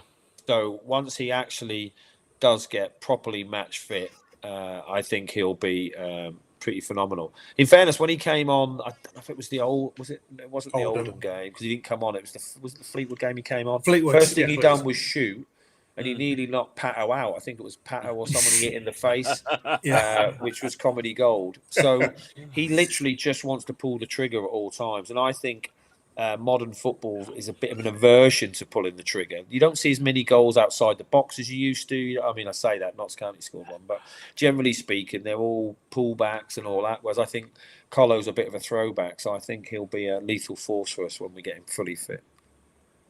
Can I say something? Pato never looks very impressed when we score. He's very emotionless, isn't he? He's like when the main scored the other day, he just sort of went like that. I went, "Oh, it's good." That was it. It was just There's been a couple of comedy moments in our team meetings where he thought someone should have squared to him. They scored. They all go off and celebrate, and he is one mardy old man. The other night when Mendes scored the first goal, if you replay this after this. He scored. Mendes runs to the bottom left. Pato runs to the right. He's like running on his own. We're like, what's... So when we did the team meeting today, one of my coaches, I think it was Potsy, went, "Where's Pato going?" I don't know. He's away with the fairies, honestly. So like I said, when Main scored the other day, he just sort of stood and looked at it and like, what's going on there? Well, you say that. What about when Kelly scored the other day? Oh, phenomenal goal! Right. He doesn't score enough, does he? His celebration was woeful. He literally stood there and went, "Is that in?" Oh, okay. And I think I don't know, like when we came in, I don't think Kelly had the best season last year, but I think he's been brilliant for us this year. His energy's all around the pitch. He keeps us ticking along. And like when he played, I think it was Oldham last week, he put a ball in for Collins from his own half and put it in behind the centre half's head. Colo chested it, hit it, went out for a corner. So I've been really pleased with him this year. Yeah, do you know what I have to say, Paul? You mentioned that, but for me as well, the other night and day, and I don't mean it in a bad way at all, was Aaron Lemaine. I mean, it's just the second coming this season. He's been phenomenal, absolutely phenomenal. Yeah, I think, I'm saying thanks like he's my son, but yeah, thanks. He has been really good. Like, I've been really pleased with, like at the end of the season, I've said this in interviews, but we made it pretty clear after the Swindon game in the dressing room. I made it pretty clear to the lads that I didn't think they were elite enough and the standards weren't good enough, in my opinion. And if I was going to spend time away from my family and my dog, they need to improve. Because if not, I just won't do it. I just think, you know what? I'll phone the chairman up and say, "Look, this ain't for me." Yeah. So I asked them to come back in better nick. I told them that they would expect a hard pre-season and to come back fitter, and I love running football. I like it quick. I like it. I don't even mind it end to end. When people say, "Oh, your team's a bit basketball, it's end to end," I don't mind. That's fine. I say, "Oh, I like football to look. I like it to be exciting. I like shots. I like crosses. I like tackles. I like people taking people on. I don't mind if people lose the ball. Just work hard to get it back. But to play that way, to play with that tempo, and to play winning football, by the way, anyone can be mid-table. It's a piece of cake. To play winning football takes a real athletic acumen, really. Yeah. And Aaron and Liam were two of the best when they came back in unbelievable nick. I mean, they both looked like they'd lost weight. They were both fitter, and oddly enough, if you're fit, the game's easier, isn't it? That's the honest truth. Yeah. And like Aaron's performances this year, and I think if we were to have a successful season, and success is judged in different ways, but I think we know what I mean by success. But if we were, I think a massive part of that will be down to Aaron, because when we had no fullbacks available, and then Connor got injured as well, Aaron's literally held that right half of the pitch up every minute of every game until Geth was fit. So his contribution shouldn't be underestimated, in my opinion. He's a great lad, wants to do well. And he's been brilliant for us. Fantastic. Right, I got another question here. This is from a guy called Camdenite. It'd probably take a little bit of thought, this one, Paul. I don't know how good you are on opposition teams. Okay. Can you name 3 or 4 League 2 opposition players, keeper, defender, midfielder, striker, whatever, who have impressed you this season? And we can promise that it won't make the press, whoever you say. Or would you prefer not to mention anybody? Yeah, I don't like.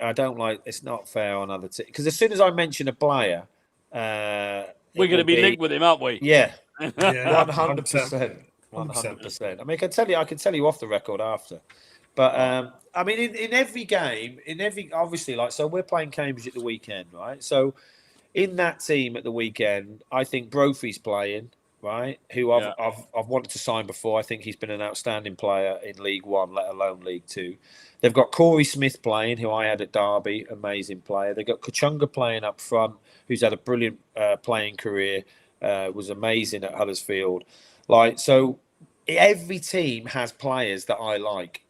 Yeah. Every single team has players that I think are good players. It doesn't mean they suit the team I've got currently, but every team has. So I wouldn't highlight at the end of the season. If I got asked that question, I could say it, and then I'd still get linked to him. But that's the way it is. But I wouldn't want a manager of another club going on and answering that question and saying, "Oh, I really like Gilby at MK." But get your stinky hands off my phone. Dirty man. Wash your hands. Get off the phone. So in seriousness, most teams we play, there's always one or two that catch your eye. And even so, because I rate my own players so highly, if they outperform one of my players, I'm thinking, well, he's a good player. Like I signed a centre forward once. I signed Michael Smith at Rotherham because he came on as sub for Bury against my Rotherham team, and he absolutely smoked Richard Wood, my centre half, who I loved, and he like bullied him a little bit, and I thought, wow, if he can do that to Woody, he's something else, and I signed him off the back of that. So I do watch how other players play against my players, and I know where my players sit. So there are always players that impress me. Unfortunately, I was going to ask you a question about cheeky bids in January to unsettle players, but indeed. Well, speaking of, I say the next question comes in quite nicely. Actually, it's quite a funny one, but yeah, I mean, say Stephen's asked a question here for Paul. Is a question for the gaffer? Let's get Dele Alli back. Could be great for both. So I don't know what you can say. I mean, he's on a free, but I mean, obviously it's a dream for everyone at Don's. But what's your thoughts on that? I mean, I think that's quite a complicated box. Yeah, look, I'm well aware of what a talent he was. Rich worked with him when he was younger. I wouldn't. I don't want to say it like this is going to absolute cause a storm. I would never say it would never happen. But honestly, there's never been a conversation since I've been here that is anywhere near a realistic thing. So I can see the headline tomorrow. Paul Warne hasn't ruled out a Dele Alli transfer. Exactly. In fact, someone will say he was on. You heard it here first. Yeah, he was on Don's Unplugged, and he had an Ali shirt on. Was a big giveaway. Yeah, exactly. All the trade secrets getting leaked out tonight. Next one, Paul, was from Craig, and Craig said, "Without getting yourself in trouble, how have you found the standard of refereeing in League Two? That may be one you want to pass on." Moving on. Yeah, I think it is a very tough job, and unfortunately, we've had a few referees this season who've only refed in like 2 games or something. Yeah, so, a lot. And that is, and unfortunately, we've got another one Saturday. I don't know whether you know. Oh, okay, that's great. So, however, unfortunately, that's the disadvantage of being at League Two. So you go up the leagues, there's the standard incrementally improves potentially. The sad thing is about being in League Two or League One is that if a referee underperforms in the champ, it comes to us. The punishment is someone else has to have him lower down. Oh, cheers. I tell you what, let them come and learn their trade for us. So it's difficult. I personally think they should all be full-time. They should all be fitter. And I honestly think as well, let's say, right, you're a 40-year-old referee and the ball gets played from Craig. He takes a short goal kick. It goes to Offie, goes to Aaron. Aaron spins it in. Mendes gets clean through. What is the chance of a 40-year-old referee keeping up with Mendes? Yeah. There isn't. And that isn't a criticism. That's fact. I personally think you should have either a referee in both halves or, an extra line or something. Because you a bit like American football. Pardon? A bit like American football. Yeah, it's just impossible, isn't it? How is it? I don't like Rush. Rush is rapid. So if Rush gets put through, and I think I'm reasonably fit, if I'm running behind Rush in training, I'm like like nearly having a heart attack. I can't pick my whistle up to blow as well. Just give me a minute to tell you what my decision is. It's impossible for them. So, look, I don't think the standard is amazing, but I don't think it's amazing at any level. Hence why they brought VAR in. And now the referees at the very top don't really make that many decisions. The people in the screen do. But it is so difficult. And physically... Tell me, did you notice the foul throws on Saturday? Oh my God! Right, yeah, so Saturday, yeah, we were going mental in the cowshed. I went and spoke to the fourth official during it, and as you notice, like I'm normally pretty tranquille, but I might go and speak to the fourth official once, twice, 3 times a lady, maybe, right? So I went and spoke to him and said, "Look, come on, mate, this whole throw-in thing, what is happening now? It's like you could literally just throw it like that now. I don't understand." So I was saying his foot's so far on the pitch. Oh, it was ridiculous. And his other foot is in the air. And he went, as long as his foot is touching a line. I went, what, his back foot? And he went, look, Paul. And he sort of got a bit like irate with me. A foot just has to be on the line. I went, but if that's the case, I'll just get my player to lunge, put his back foot on the line and throw it. What? That doesn't make any sense. So I don't know, and I'm embarrassed to say, if they've changed the rule. But they haven't. I do know now, when I was a kid, if I ever lifted my back foot, my dad would clip me on the back of the head. That would be the end of it. Like it's a foul throw, son. Even if he was watching me when I was a child. Now, the back foot, the linesman's not looking. The fourth official's not bothered. The ref's not looking because they're looking for the contact and that all the time. I think that foul throw thing drives me insane. I'm not saying I'm it's not just me. No, mate. Watch my face next time. If it happens in front of me, I go back crazy. It's probably a better way it's insane. I mean, I'm old enough to remember that was probably the worst infringement I've ever seen. It was awful, Cole. It was awful. I remember like back in the day, like looking at the likes of Dave Challoner at Tranmere, throwing that ball almost halfway across, like doing it without doing a foul throw. Now you can almost walk halfway across the pitch. Yeah, I know. Yeah, you're virtually in the box when you throw it now. Yeah, exactly. That's what I thought. I was like, next week, just get them to run in the box and throw it in the goal. Job done. Drives me insane. And the other thing that drives me insane, the rule change, right? So the other night I said to the ref went, like, only one of you can stand up, not 2 of you. And I went, okay, but look, I'm just telling you this. When I'm making a sub, I have to stand up with Rich at the front. Because if I sit down and I'm going, I'll use Kane Wilson again because he's never offended. He's a good kid. Kane Wilson's sitting behind me and I go to Rich, what about putting Kane on? He goes, no, we can't risk him, mate. He's not reliable. Kane is all that. Right. So when you make a sub, as a manager, you need to speak to your coach or coaches away from him and go, look, I'm thinking about putting Kane on. He goes, yeah, it'd be great. I think he'll get us a goal. And then Potsy goes, Gaffer, he's rubbish defending the back stick. Oh, yeah. Oh, okay. I'll tell you what, we'll put Aaron on. Well, he's on already, Gaffer. Okay, no. But you need them conversations away from the players. But because only one of you can stand up, you can't do it. So I always say to the ref now when we meet him before the game, we don't even hand team sheets in anymore. It's all on Wi-Fi and iPad. Oh, really? It's pathetic. So when I meet the ref before the game now, I said, this is absolutely pointless. And normally that's their first, that sounds like a bully now, I don't know, but it's their first or second league game. And they're like, oh, he's a good guy. And I'm like, look, respectfully, we're not giving team sheets. My staff behind that wall have got the team. I haven't seen it yet. I've got to go and tell my players the team. We just need to wrap this up, really. Shake hands. You tell us what time the buzzer's going. Massive shock. 7 minutes to go, like it is every week. And then we shake hands. But while I've got your attention, there will be times when 2 of us are standing up, but I won't milk it. I'll only be 30 seconds. I just don't see. I don't think any fan. We had a meeting once, LMA meeting with all the managers start season. And one of the managers there said, I don't believe a fan has ever complained in the history of football that the manager and the assistant manager are standing up at the same time. No, I mean, if they are definitely watching the wrong part of the game. I would definitely stick to the pitch. So whereas they've changed it now. So every year, in fairness to the refs, they're just changing things all the time. Yeah. What about the count rule when the keeper's got the ball? Oh, yeah. What is amazing? Well, I've only seen one referee blow up for that so far this season. Yeah, it's a bit like 3-2-1 when you were a kid. Yeah. Oh, Ted Rogers. Go 5, 4, 3, 2, 1. And you're, oh my God, where did the last 3 seconds go? So that gives us panic because teams are so good at set pieces now. All teams realise it, and I've been like that for years. I've always loved the set piece goal because in tight games it can get you out of trouble. And all teams are now Arsenal like it. Everyone now is trendy. When Stoke did it, no one liked it, but now Arsenal are doing it, everyone likes it. But so you give away a corner for holding on the ball too long. That's a problem, isn't it? You concede a late corner for that, you'd be devastated. Well, we were laughing the other day because the old referee's doing the 5-4-3-2-1 business for when the keeper's got the ball, and there's people taking 30 seconds for a throw-in. I mean, it's laughable. Couldn't make it well, up.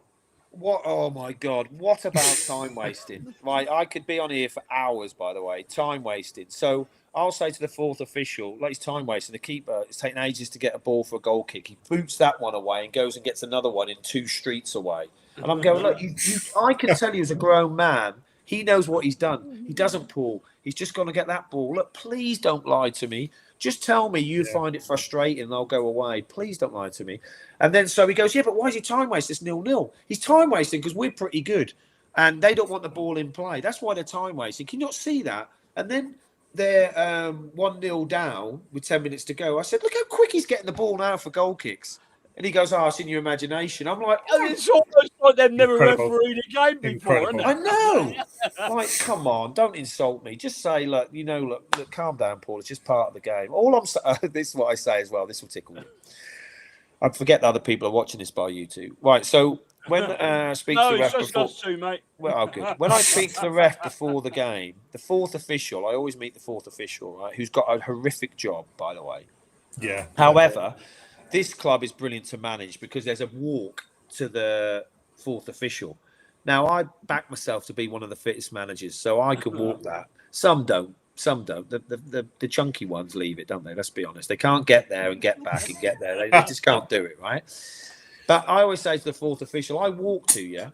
And he says, yes, Paul. And I won't walk aggressively. I don't know how that looks, by the way. But anyway, I won't walk aggressively. I'll walk over to you and I'll say to you, look, would you mind telling me if that's a foul? And like, I appreciate I'm biased. Of course, I'm biased, by the way. And sometimes I need a fourth official to go, yes, Paul, that was a foul. And I'll go, okay, thanks. I know this foul sounds hard to believe. People think I'm this passive, but I sort of am.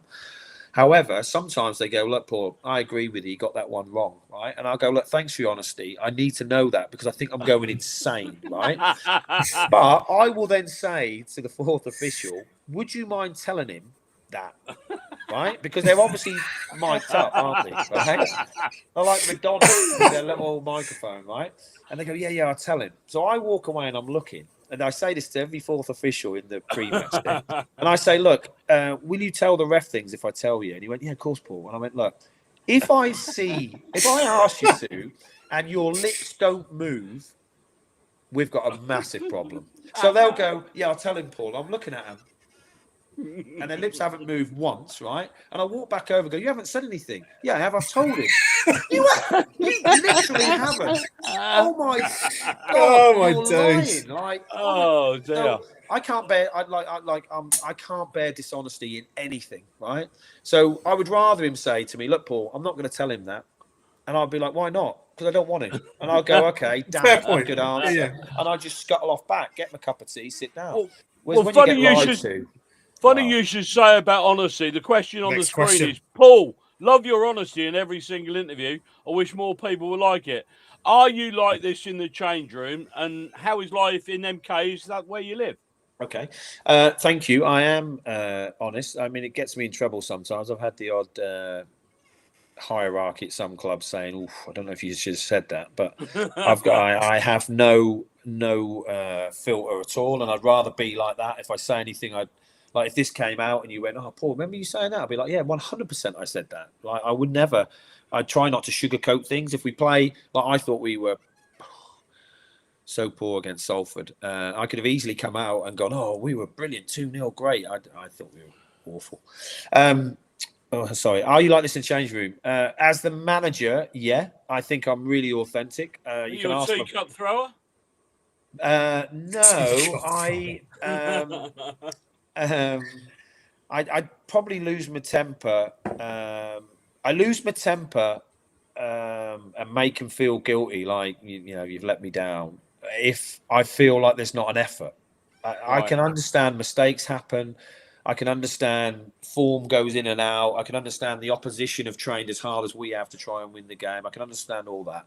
I can't understand a lack of like real effort. So I think the first time I really lost it this year was Barnet away. I think at half time I was disgusted. Like literally, I just wasn't happy with the level of effort.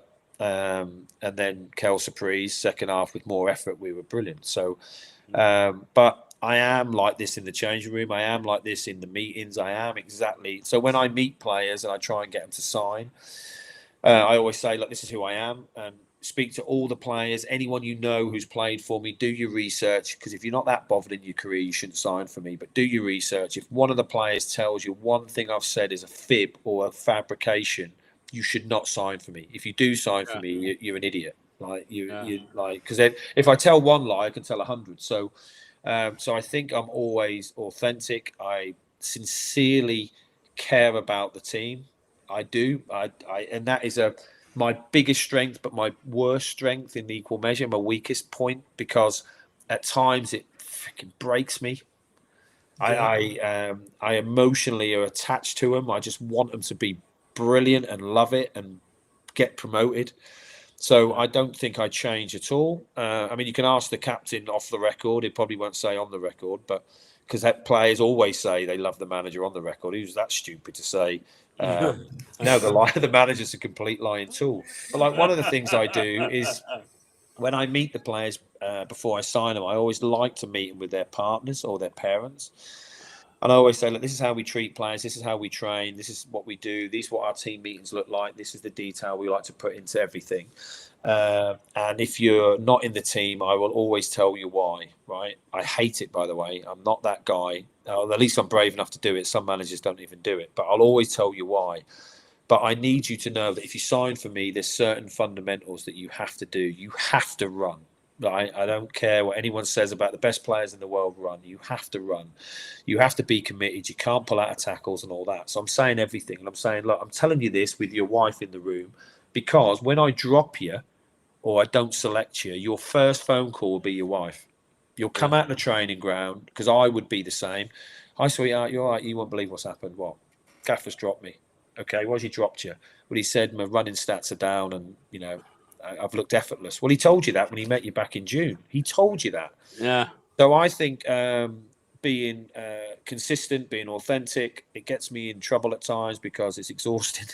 But that's who I would want to play for. That's probably the best way I can put it. Because if anyone lied to me, if anyone lies to me ever, that's it. My friendship's with him's over. I can't bear people who lie. Sugarcoating is sort of acceptable. Not for me, but if friends of mine sort of sugarcoat a story, I mean, don't let the truth get in the way of a good story, I suppose. But I get that. I get, but generally speaking, if someone made something up and I found out it was a lie, then that's it. Paul, second half of the question. We don't know where you're living. If you are living in MK, how's life in MK? I'm not living in MK. I stay down Monday night. I stay down Thursday night, Friday night, go home Saturday. So I leave my wife at 5 o'clock Monday morning, get back Tuesday night. I have Wednesday at home. I love going to the cinema. I'm an absolute cinema freak. I'll watch anything, literally. And it's the only time of the week that I feel like is mine. And I sound like a right baby here, I know, but I can turn my phone off. People know, don't phone the gaffer Wednesday between 2 and 5 because it's 2 for 1 at cinema. Yeah, we tried to get you Wednesday night. Yeah, no chance. Absolutely. I don't care how good you two are. You're not having it. So Wednesday's my day off, and then I come back. Like I came back this morning at 5 o'clock. Got to the gym, train, have breakfast with the staff at 8, and then my day starts. So I stay over tonight. Stay over tomorrow night. My wife's coming down tomorrow, so I'll go Christmas shopping with her tomorrow afternoon. And then go to the game and then go home. So I still live up near Sheffield, which is over 2 hours away. I still, obviously my wife, my kids live there. So it's a bit, football's awkward. When your kids are under 5, 6, it's fine because they're not at school. And then once they become adults and that, it's a bit more difficult. But I'm not trying to do anything for Milton Keynes tourist board here. But I've been really impressed with the city. I really like it. I like the fact that there's, areas where kids can go to school. They don't have to cross a road. Everything can go under a bridge. Everything seems connected. Like it has I mean, I don't know if I've not been to the bad areas, but everywhere I've been seems really nice. So, and everyone I've met has been really. So it looks a brilliant city. You're not far from London, which is a boost for signing players, but it's a boost for a night out as well. So I don't live here. And in fairness, because I live in Yorkshire, I'm not sure I can afford to live here. Really? Yeah, I can relate to that. I can relate to that. Neither of us live in Milton Keynes. Oh, so this is coming from the Isle of Man. No, yeah, coming from well, nearly. Wellingborough. Yeah, both of us in Wellingborough, just north of but nearly from Germany. I changed my holiday, Paul, by a day, just so we could get you on the show. Oh, brilliant! Thank you. Are you going to the Christmas markets? Are you? Well, because I'm half German, so my other team's Borussia Mönchengladbach, so I'm going to go and watch them on the weekend. Yeah, so I go down there. I do a lot. Sorry, viewers. Yeah, sorry. Well, I go like 5 or 6 times a year, Paul. So if you need any scouting done over the Bundesliga, okay, thank you. I'd love to sign I love foreign players. I looked at a Polish player today, to be fair. But German football is good. It's good value for money, isn't it? Really good. Really I'm good. Toby Locke's watching this. And if I dare ask, can you drink beer while you're watching? You can, and there's a guy that comes around with like an old Ghostbusters pack on. What about the Germans? Brilliant. Ghostbusters. That's why I like NFL. I can sit there and watch a game. Like I went to Dublin to watch my beautiful Steelers with a pint of Guinness, sitting there watching the Steelers play. And you'd be surprised to know I had a few beers. I didn't start fighting. I know, it didn't suddenly turn me into an absolute lunatic. The only thing it did do, I kept needing the toilet. Old man bladder. So it was a long walk to the toilet. So the shame. But changing the subject totally. Okay. Tell me, do you still support Norwich City? I do. Right, moving on. Right. What do you think about Liam Manning? Liam Manning, obviously one of our old gaffers. Yeah, I love him. Great guy. I think he's a brilliant guy. When he got the job, I was the first one to text him, I think, to say, look, you've got to send me a Norwich tracksuit. That will make my day. He never did, though, which is a bit harsh. And he went to Bristol City, signed a couple of my players. He signed Max Bird off me. I've always liked the way his team's played. I used to hate playing against your MK team because he used to play with 2 10s that I used to regard as cheating. I didn't like it. And I always remember when he literally handed me my butt on a plate when we were 1-0 up against you when I was at Rotherham and you went down to 10 men. Down to 10 and 2-1. Yeah. And we lost 2-1, and that was a very dark day in the Warren House. So, and the other bit was, I think I said this in an interview before, the last game of the season, we were away at Gillingham and we had to win to get promoted, or we had to better your result. And you were like, my goalie coach was sitting beside me at Gills, and if there was any footage, you would see my face, and he was going, Gaffer, MK are 1 up at Plymouth. And I went, okay, well, cheers. And it was like after like 3 seconds, Gaffer, 2-0. So I look at Rich, my assistant. I'm going, if he tells me another score, mate, I'm going to fill it in. I don't need to know how MK are getting on. He went 3-0. I went, Woggy, I'm telling you now, mate, you're going to have to go because me and you were going to fall out. He went, you won't believe it. I went, what? They're down to 10 men, Plymouth. What? Down to 10 men and it's 4-0. So I went in at half time and went to the lads, look, I'm not even going to pretend. If you don't win this, you got the playoffs because MK are absolutely smoking it.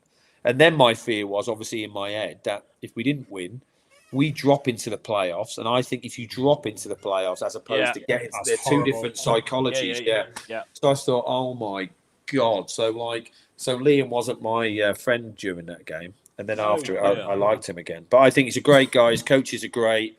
And I like the way his team's played. I always found it difficult when I played his Bristol City team. So, so I was sad. I was sad to see him go. However, it's always difficult at football clubs that, you get judged as the manager all the time, but there's so many moving bits that people don't see. So he's took over at Norwich in a difficult time of transition for me.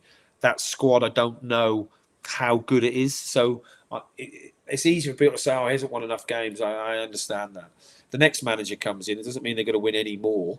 I don't know if the squad's good enough to be at the top end of the table. However, I also understand as a Norwich fan, if you don't win a home game, like you're under pressure.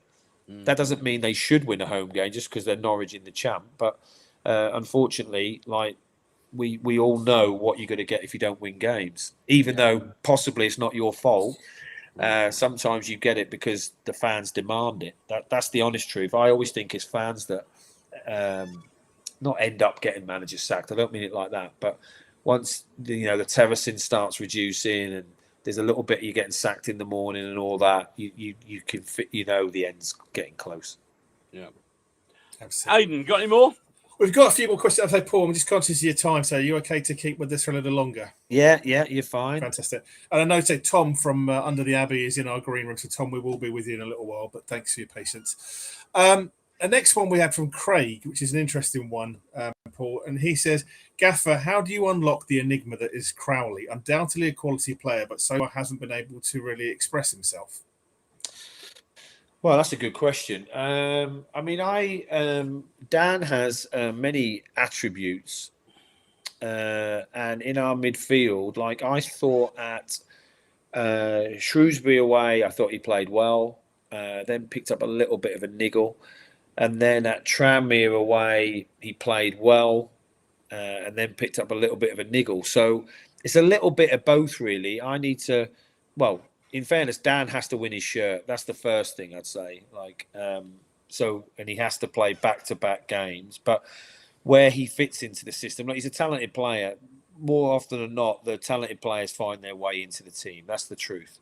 Now, if he starts Saturday or if he comes in on Saturday, he has to be better than the player he replaces. That's how I run the ship. If he is, then he's got a good chance to start the next game. If he isn't, and he's just the same, and I'd say this about any of my players, by the way, but I have a really good relationship with Dan, and hopefully that will continue. However, I also know that if Dan doesn't get the game time that he wants, he's not going to spend the next 2 years of his contract playing, what's he had, 3 starts, has he? I don't know.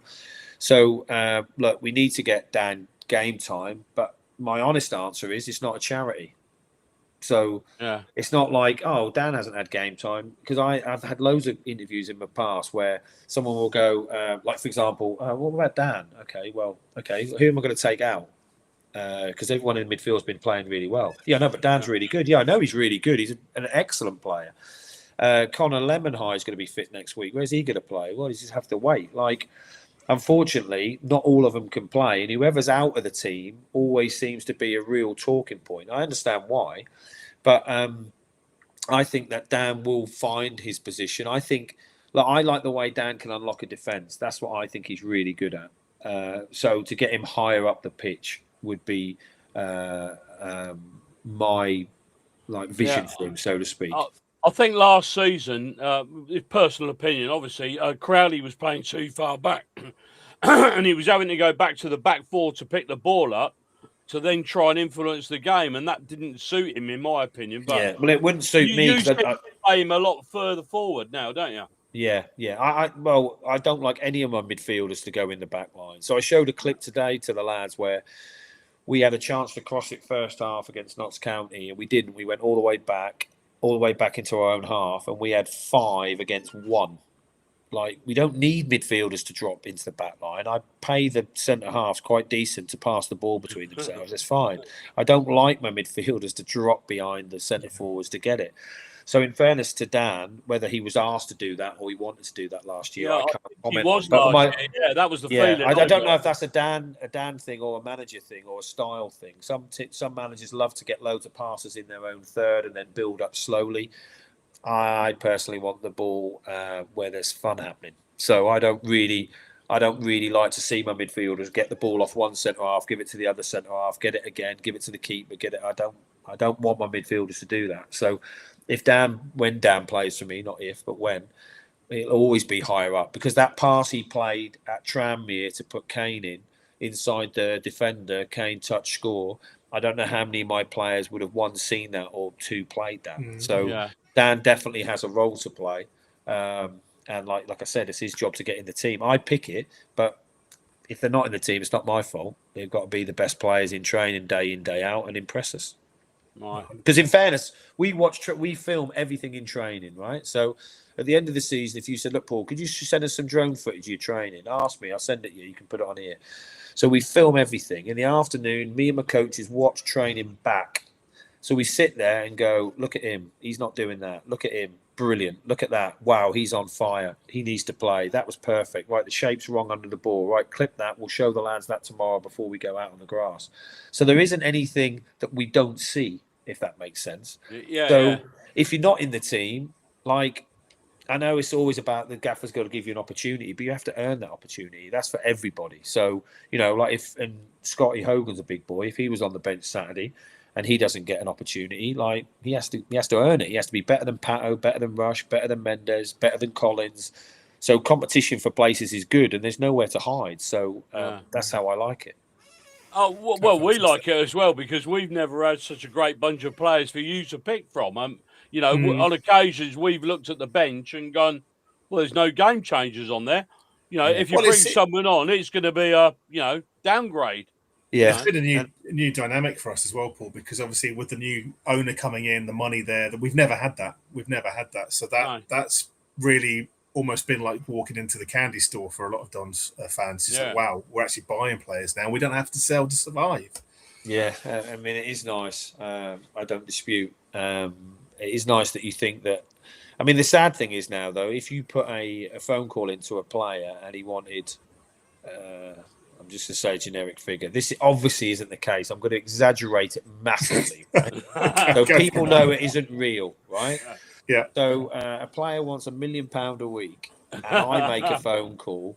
All of a sudden, it's £3 million a week. Yeah. Because what people, I mean, I've known people who have been on podcasts who talk about some of my players' wages, which is just what they come out with is miles off the mark. But once it's out there, people believe it. So if I sat here now and said to you, and I wouldn't, but I said to you, Kane Wilson, I use him all the time. It's great. I might send him this after. Do. And Kane, come on the show, Kane. You can answer these back. Kane's on £10 million a week. So is he really? I pay him in cash as well.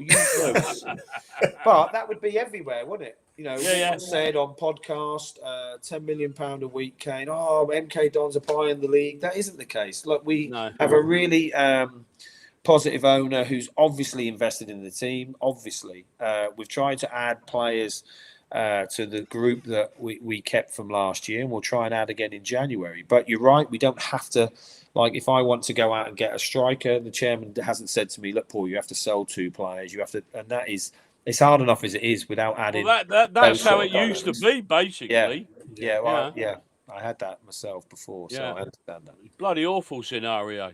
Yeah, but in fairness, that's how 90% of the clubs do work. There you go. There's your next question. Next question. Yeah. Oh, where do you see? Oh, good. Well, I made a joke with the lads today that they need to keep winning because I want to come back to work next week. So hopefully I will be here. Whether I'll be here in 5 years, that seems a stretch. I'll be 57. Cool.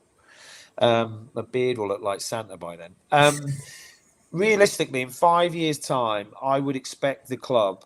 Be careful what you say. Be careful what you say, because this could be front page news tomorrow. Well, that's right. I mean, I might not be alive in 5 years, so that's fine with this stress. I would say that in 5 years' time, I would expect the club to be in the Championship. Right. How it looks in the Championship, knowing the unbelievable size of budgets in the Championship, and how I know how it is. The clubs are monstrous in there. Like mental, absolutely crazy. On that point, and this is just something I say because my son's down in Portsmouth, so he's a huge Pompey fan. But looking at the gap, it used to be Premier League Championship's the biggest gap. I think the League One Championship gap is bigger now because of the budgets and trying to get the money to stay in that league is horrific. It almost seems bigger now than the one from the Championship to the Premier League. Yeah, well, I think both of them are massive. They're both monstrous. So, like, the teams that have gone up this year, Charlton started quite well, but they're beginning to drop a little bit.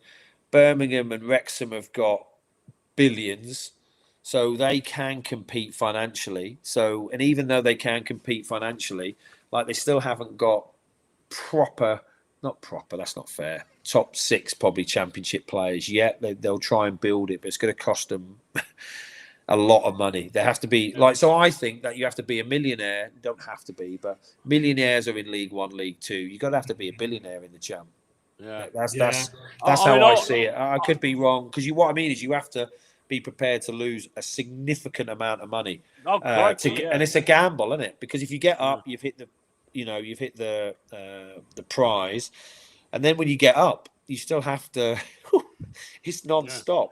Yeah. So I do think the gap is big, and like for example, now, like in the bottom 4, the teams that come up, like when I took my Derby team up, I think I came up with Oxford and Pompey. I might be wrong. I think I did. Yeah. And now if you look at the league table, like Oxford and Pompey are now like had a season up. They've sort of migrated down to the difficult end of the league. Obviously, Sheffield Wednesday look like, unfortunately, they're not going to survive. Norwich having a bad time. But if you look at the teams that are sort of getting pulled back down there, they're just not the big ones. That's the honest truth. Yeah, and they've split. I was watching a game the other night, and it was one of the teams, like probably bottom 6 of the championship, and one of the commentators just mid conversation sort of said, and they spent 54 million in the summer, and I thought, what? Yeah, incredible. And they're struggling in the championship. 54 million quid, and that's just for Kane Wilson. Yeah. You know what I mean? You got we haven't mentioned tonight. left back. You got to get a left back. And we haven't mentioned him at all tonight. No, first time. Would you believe it?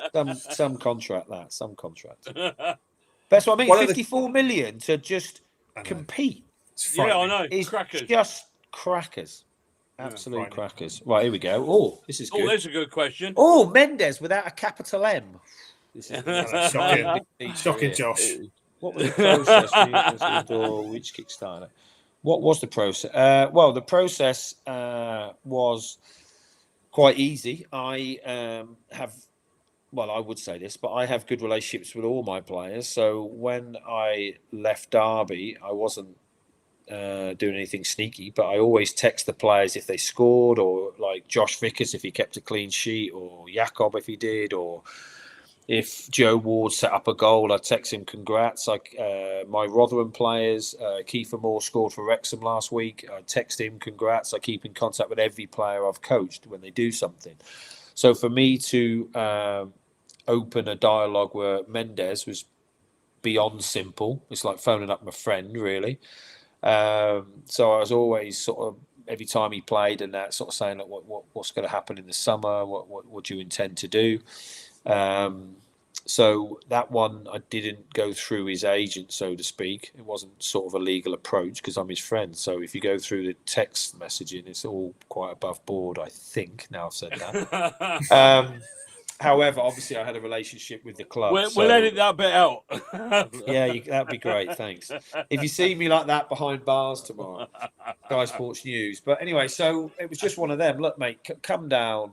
There's no, and I never hard sell me. I like, if I went to buy a suit, for example, which I haven't done for about 30 years, but if I went to buy a suit and I walked into a nice shop, and as soon as I walked in, someone came over and went, "Hello, sir, can I help you?" No, I'm all right, thanks. Well, what are you looking for? Well, not a snooker table, because this is a suit shop, but I'm looking for a suit. What colour? I don't know yet. Well, do you like blue? I think blue would look good. Like, please leave me alone. I would just walk out of the shop. I don't like any hard sell stuff. However, if I walked into a shop and someone said, "You're a handsome man," it's a good start. You're a handsome man. I'm over here if you need any help. Great. Straight away, I like this guy. I buy a suit off this guy. I'll try and find a suit. Go, "Look, mate, have you got this in unbelievably athletic fit?" He would go and get it. I'd buy a suit. So in the same way, when I want to sign players, I don't hard sell it. I don't, because I think like the club sells itself, what we've achieved, what the players can do. Look, there it is. Go away. Take as long as you want. No drama. So I brought Natty in. I showed him around the stadium. I knew he'd want to play in the stadium because it's a brilliant pitch. It would suit him. I knew he'd enjoy it. He knew who we were, so I didn't have to sort of hard sell that. And I just said, "Look, mate, you know where we are. If you need me to help negotiate, so to speak, let me know. But let your agent earn his money and then see if we can come to a position where everyone's happy." And that's exactly how it happened. That was nothing. It felt like to me that when we signed Mendes, to use a fishing term, it was almost like the ground bait thrown into the water that probably attracted other players, because we could imagine you going into a conversation with prospective players saying, "Oh, you realise we've signed Mendes Lang, don't you?" You know, that's what it felt like to a few. Yeah, that is true. To be fair, that is true. I mean, I even had a picture of Mendes Lang in your wallet on my behind me in my office when I met other players. So I was like, oh, I didn't know I left that up there. I was so sorry about that. But I always thought, I knew that it would be difficult, obviously, because it wasn't, he's dropping 2 leagues. But I also knew that he loves a challenge. He loves something to go for. He wants to play at the top of the league. But being that sort of personality, I knew was important for the dressing room, because, like I said already, and I say this to players all the time, anyone can draw, lose, win, draw, win. Like, trying to win every game, every week takes a certain type of player, and it isn't for everybody. I know that sounds weird, but some players just don't have that fight in them for 46 games. So I knew that getting Mendes was a big thing, and I knew that it was a sort of a marquee signing. That's probably the best way to put it. Yeah. And I thought that it would make, when it came at the bottom of Sky Sports News, the Thunder, Mendes Lang joys MK Dons, everyone's like, wow, that is some signing for League Two. And then every conversation I had after that was easier. Just dropped into the conversation. Yeah. I just walked around with a T-shirt with his picture on. And I had these big shoulder pads in. I looked amazing. So he is ripped, isn't he? He's in good nick. Yeah. Don't tell him that though. Don't. Tell him. When we played Brackley, he went across to the corner, and I was standing like 6 foot away from him, and I said, "Bloody hell, mate, you're absolutely ripped." He said, "Cheers." I couldn't believe how big he was. I know, and he is. I mean, he will love this, but he is the best smelling man ever. Really? Wow. I mean, he can't take credit for it. He didn't make the aftershaves. It's not a natural smell. It's he just buys brilliant products, so he always smells amazing. So no, he's been a good player. Like, obviously, he's top scorer now. I think he's on 9. He got EFL League 2 Player of the Month as well, didn't he? Did he? I think he did, didn't he? Is that right? Have I got that right? Well, if he did, I didn't know nothing about it. Yeah, news to me. Yeah. Oh, I thought. When did he get it? 1986. I thought he got League 2 Player of the Month, but I might be wrong. He might have been the nominee. Well, if he did, normally that would be something that I would congratulate him on in the TV. Right. I don't remember. I know that Gilbs got nominated last month. He did, yeah. Well, I think Mendes Lang's got nominated this month. He might not have won it yet. So I mean, I don't want to make this public on this podcast, but you didn't dream it about Mendes, did you? He probably I dream a lot about Mendes Lang. Yeah. It's all those solly sunbrays you've been drinking. What helps you sleep? What helps you sleep, my friend? Exactly.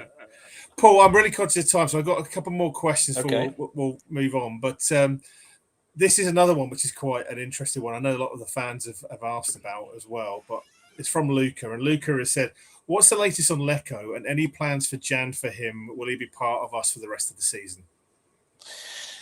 Another good question. Lex is fit again. So he had a bit of a flare up on his knee last week. I actually thought Tranmere, he played well. It's just his last part of his game. Because he hasn't played as much, it was a bit sticky, got under his feet a little bit. I thought he made some really good runs and was really positive. In regards to his plans for Jan, my honest opinion is, like, he's my player until me and him have a conversation that says differently. That's the honest truth. So if he came to see me tomorrow and said, look, Gaffer, I'm not getting as much game time as I want, like I said about any player, by the way, I would say, okay. If I signed 2 players ahead of him and he said, look, what's the chance of my game time? I'd say, well, limited, as I would to many players if I signed 2 in front of them. You know what I mean? So I'm not trying to be a clever ass here, but if I sign, as much as I think Craig's amazing, if I signed 2 number 1s in front of him, I'd have the conversation and go, look, the team's moving on. At this moment in time, Lex is massively part of what I'm trying to do. I think he can play in a couple of different positions. However, the competition at the top end of the pitch is pretty fierce. So again, it's the same with Lex. If Lex is at his absolute best, and at times I see that in training, when he gets opportunities at the end of the game, he needs to take them, because then you get in the team.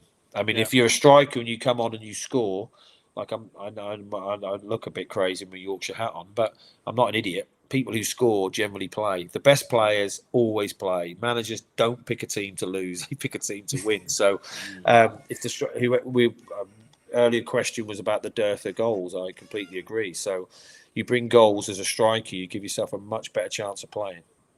Absolutely. Thanks for that, Paul. And then a really important question. A lot of fans have been asking this. Is when are you going to give us a fist pump after a win?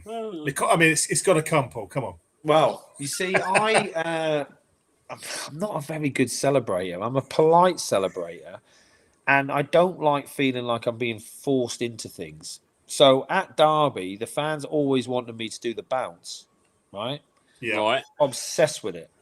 I never did it once, because I just don't like giving in to pressure. I'm my own man. So if I wake up Saturday... you see, you made it hard for us now. Yeah, I know. So you can't ask for it. The more you ask, it's like trying to sell me a suit I don't want. Okay, could you not back do to the suit? Pump? And also, my honest answer is, I don't think football's about the managers. I think it's about the players. I don't know where this has come from, that managers now do laps and claps. Right, I respectfully do it, because I don't want people to think that I'm up myself. But in the good old days, managers shook hands, walked up the tunnel, no problems. Now you have to walk round, clap, you get booed at, it's quite horrific. And that angry man at Notts County. Pardon? And the angry man at Notts County. Yeah, who I left a ticket for. So my honest answer is, I like the players doing it. I'm not that egotistical where... That sounds awful about other managers. I just feel like we've all got to do it, like with these monkeys of, these circus monkeys who have to perform. I would do it if we achieve something. So winning one game at home isn't enough for me to get rid of all my moral code and show off. If we win Saturday in the last minute, I might just walk on the pitch and scream. You often hear me whoop, but to do the whole fist pump thing, I think it's for the players, and I think it should always be for the players. Unless you're German. I think it's cool if you're German. Oh, well. So you want me to come on the pitch and do it for you? All right, cool. I thought Klopp was brilliant at it, and I thought the Huddersfield manager, the atmosphere at the Huddersfield games, behind the goal, massive flags. I love a flag, by the way. Thought it was electric. I don't think it's authentic when British managers do it. I don't. And I don't like being not authentic. So for me, it's like trying to get Rich to do it. You won't see Rich do it either. We just politely clap, walk up, have a cup of tea, tell the lads they're great, and go home, walk the dog. So I'm not great at that. I apologise. I'll try and make up for it on something else. Well, we'll forgive you, but we'll be keeping an eye on you. Well, it could. That's what I'm saying. I'm crazy. Well, no, it's fine. If it happens Saturday and everyone's left the ground, you'll think, oh my God, I missed it. So what that translates into, everyone, you heard it first, and Don's Unplugged is if we get promoted, Paul will give us a fist bump. Oh, yeah, I'll definitely fist it. I mean, in fairness, then, it'll be like Escape to Victory for those of a certain age. I'll jump into the crowd, I'll take someone's coat, they'll pass me Sylvester Stallone. Yeah, and Pele. Crowd surfing, and I'll walk out the back of the stand with everyone. It'd be great. I'm unbelievable then, but until then... Well, we look forward to it. Well, there we go. Mark this day. Right, I'll get Kane Wilson to drive his car around, because he's got a lovely car, because he gets paid £1 million a week. He can take me home. I can have a drink. Everything's perfect. Brilliant. Love it. Paul, we thank you very much for tonight. You've been absolutely brilliant. You've given us a laugh. You've been very honest, informative and everything. And, you talked about it earlier on. Can you come back before the end of the season? Yeah, I'll come whenever you like. I've got nothing to do in the evenings. There you go. Well, you can stay on. You can stay on now if you like. Hey, is it darts start tonight? Yeah, darts start tonight. You're going now, are you? Well, that's what I'm going to go and do in there. I haven't had anything to eat for about 9 hours, so I'm going to have something to eat and then watch the darts, I think. So it's going to be good. Paul, I feel like for Comedy Genius, I should say goodbye with a fist pump, but then I think, no, I've got carried away. You've tried to suck me in with a compliment, and you nearly had me then. But no. Not yet. We'll have to wait. We'll have to wait. You're not going to weaken just yet. No. Paul, we'll come and find you Boxing Day to give you a Don's Unplugged cap. Yes. We've got our own merch. We've got everything. Let's see. Oh, mate, I love a baseball cap. Well, I'll you've wear got it, one. and then I'll get told off by the club for sponsoring some rogue thing. Watch me wear it around the place. Fantastic. I love it, Paul. love mate. That's a deal. We'll get you a cap. We'll get you a cap. But yeah, Paul, if we can try and get you back on after January, that'd be wonderful. Just see how things are panning out. Be brilliant. Yeah, no worries at all. Absolutely fine. Unless after this, I get told off by the club for being loose. Oh, really? They can't tell me off. They knew what they were employing. You just have to watch all my interviews. We actually thought that because we've been talking about. I spoke to you at Brackley. You may remember. You may not. Yeah. And I sort of said to you, we'd like to get you on the show. But my answer was, yeah. You said, yeah, brilliant. Get me on. Don't ask for a fist pump, but you can have a podcast. I said. We thought the club weren't very forthcoming, and we thought he's going to be a bit candid. That's why they don't want him on. Oh no, I didn't. I didn't know. It was only last week or something that actually got brought to my attention. Last couple of weeks ago. In fairness, though, I think they just wanted me to sort of settle in a bit because it is chaotic. Yeah, it makes sense. Yeah. So, and I can't criticise them because they're sort of looking after me. But if there's ever a time to chat, I'm your man. So when you have weeks where it's a little bit low, just ring me. And then next time I can put my Unplugged hat on. I'm a marketer's dream, let me tell you. Job done. Dream. Yeah. As long as I'll probably have to put Suzuki on one side or something. But hey, yeah, Suzuki, Reebok, one or the other. Paul, thanks very much again. Yeah. We wish you a very Merry Christmas and a Happy New Year. And God willing, we get up, mate. Yeah, well, it won't be from the lack of trying, and it will be exciting, guaranteed. So I appreciate everyone's support. Please stay with the players. If you don't like it, abuse me. Don't abuse the players. They're giving everything. They're a great group, and hopefully come the end of the season, we can all look back on an amazing season. And life's about ups and downs, isn't it? That's what football is, Paul. If it was always perfect, you wouldn't turn up. That's why we love football, isn't it? Exactly. And that's what makes it great. So, and next time there's a foul throw, look at me. Watch my face. Well, you look back at the cowshed and point down the line and go, what's that? You see me stomp off like that straight after the fourth. Brilliant, Paul. All right, mate. Love it. Paul, take care. Thanks so much for coming on. Thanks very much. Again soon. Thanks again. Merry Christmas. You too, Paul. Cheers. Here. What a lovely guy. Generally lovely guy. Honestly, I mean, we've blown away. He's honest. He was funny. I mean, I've had tears running down my face on several occasions. So, hope everybody at home enjoyed that. If we never asked your question, we apologise. We have had a lot, but as you can see, Paul likes to chat a little bit. Absolutely. As you say, Cole, we had a lot of questions. Appreciate we couldn't get through everything. And again, apologies, Tom from Cambridge had to drop off. Obviously, could be overran, but again, apologies, Tom. Appreciate you jumping on. Sorry you couldn't make it, but yeah, no, I think it's fantastic. Really, really great to have him on. As Paul said, look, we'll try and get him back on after the transfer window, see how things are panning out, and follow up. Also, just for everyone watching as well, we have got other guests lined up from the club for the rest of the season. So we've got Liam Sweeting, Simon Crampton, Rishi Barker as well have all offered to jump on. So we're planning to get those rolled out and onto the show at some point before the end of the season. And also Kane, apparently. Kane's allowed on. Kane, you heard it from the gaffer. So there we go. And the training videos, we'll get hold of. So what have we learned tonight? That he hasn't ruled out signing Dele Alli. He hasn't ruled out anything. Kane gets paid £1 million a week. If we get promoted on the last home game of the season, he's going to crowd surf. He's going to crowd surf, and he's going to wear a Don's Unplugged hat. Yeah, I mean, couldn't ask for more, could you? Couldn't ask for more. Toby Locke must have had a field day watching this. Oh, it's brilliant, absolutely brilliant. But no, look, honestly, Paul, I know you watched in, and again, Joe and Ollie Charnock and all the others at the club. You know, we really appreciate you guys working with us to bring Paul and the others that we're going to be speaking to on as well. But yeah, great guy, really genuine, and yeah, really, really grateful to have had him on the show. And hopefully everyone watching at home has really enjoyed that as well. Adam just said, fantastic human. We're lucky to have him. Couldn't agree more with you on that one, Adam. Colin has just said, can we have the chairman on next? Colin, you say that. The question has been asked. Who knows? We might be live from Kuwait City at some point before the season's out. No, that's the chairman, he said. That's what I said. We might be live from Kuwait City before the season is the out. Owner.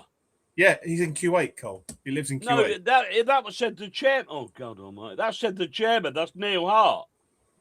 No, the chairman's the owner, Cole. Neil Hart's not the chairman. Right. But never Forget mind. it. Too many Solly Sombres, but there we go. But yes, going back to the point, we'll hopefully have him on. Anyway, I'm going to have another drink. You enjoyed it. And Greg's as well. Absolutely class bloke. Well done, lads. Great effort for getting him in. From Matt, thank you. Another comment here. We've got a few more comments, and I will go through some of those as well. He's such a great guy. He's like a father figure I already have. So there we go. Russell says as well, he said, Paul Warren, fabulous, the coin of phrase. And also, Preston has asked on here as well. He says, can we get the Colonel on? He's a good lad. There are a few we've asked, to be honest, Preston. So, again, we've got a few irons in the fire, but obviously we can't give it all away at the moment. But as I say, we announced a few that I've mentioned, but we're hoping to get more as we go through as well.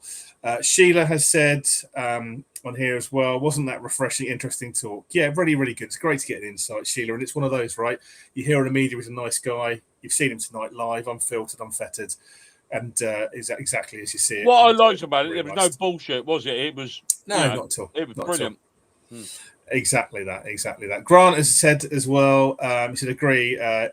He's a top blonde. Top blonde. Yeah, top blonde. I think he's bloke. Oh. No wonder you can see the team are so motivated. Or they may be blonde. Who knows? We'll ask that question next time for you, Grant. A few comments on the Facebook. That way. There we go. We've got Dave Bosdet, the chairman of the DSA. Thanks for joining, Dave, by the way. He said, is this going to continue as the Paul Warren show every week, swap him out with Collins? Hey, who said that? Dave Bosdet, I'm coming for you. Couldn't agree more, Dave. Well done, Dave. Yeah, exactly. Jeremy said, best episode ever. What a guy Paul is. And Martin says, Paul Warren legend.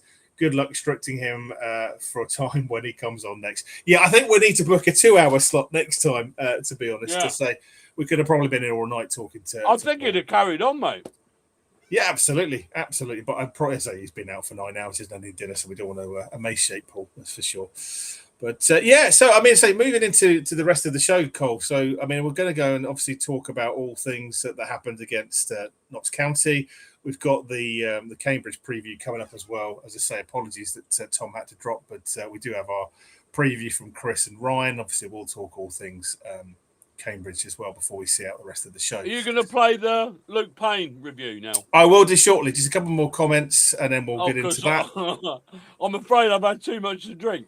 Funny, maybe we'll leave it, Cole. No, I'm joking.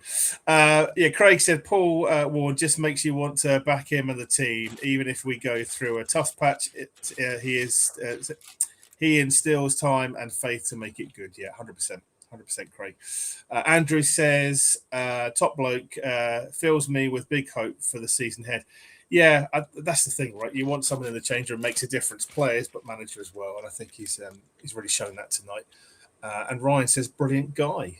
There we go. So thanks for the comments, everyone. Keep them coming. We're going to move into the rest of the show now with the Notts County review. So, Colin, I know you're desperate for... roll VT. So I was about to say, maybe we should roll VT. You've got 5 minutes, Cole. You've got 5 minutes. Okay. See you in a bit. I'm at funny age.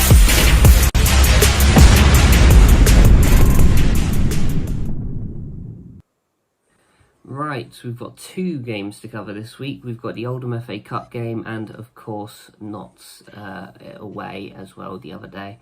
We'll kick things off with the Oldham home game, which... I've got to be honest, we looked pretty comfortable for most of it. We made 4 changes to our normal league side, but we didn't exactly look any weaker. Had a slightly slow start, but I think once we found our rhythm, we were okay. Well, more than okay. I thought we were very good, actually. Created plenty of chances, scored some fantastic goals. Liam Kelly's being pick of the bunch for me. Absolutely incredible volley. But we could have scored even more as well, which... In some regard is quite a positive thing, although I feel like in both this game, the Notts game, and the previous game before that as well, I feel like we could have scored more actually from the chances we've had. I know we're sort of averaging 2 goals a game at the minute, but it still feels like we could be scoring 4 or 5 from the chances we're getting, so we could be more clinical still. But the important thing, at least with the FA Cup game, is through to the next round. third round for the first time in about 5 years. Nice draw. Well, not nice draw as such. A tricky draw in a championship side in Oxford, but a good opportunity to test ourselves. And to be fair, I think we could give that game a good go, and it should give us a good indication of where we're at in terms of our sort of longer term project. But still, moving on to the other game the other day against Notts. Oh, it's a tricky one. This obviously the kind of breaking news coming into it came at 6 p.m. when Jack Sanders suddenly isn't allowed to play. He's been suspended, which for me is a ridiculous decision based on what I've seen from the clip and what it was for. I think a 3-game suspension for that is absolutely mental, and the timing is just very, very awkward as well, as I have no doubts he would have been starting, which probably messed with our prep a little bit, but I don't want to blame that, because ultimately I think the goals that we conceded in that game were very preventable. You know, I'm looking at that second goal. Maguire does not need to head the ball backwards from 40 plus yards out. There's just no need. Just a bit more composure in a position like that. You know, you can head forwards, you can take a step back, bring it down. He had lots of options there, and he chose just about the only wrong one. And then the winning goal as well was a mistake, unfortunately. I don't think there are many that McGillivray will drop like that. It's just really unfortunate that it had to be at that time in that game, whilst we're sort of drawing 2-2. It's like the worst possible timing, really. But it's one of those. I think I'm more bothered by the Maguire one of the two, just because that's now 2 mistakes in 2 games for him.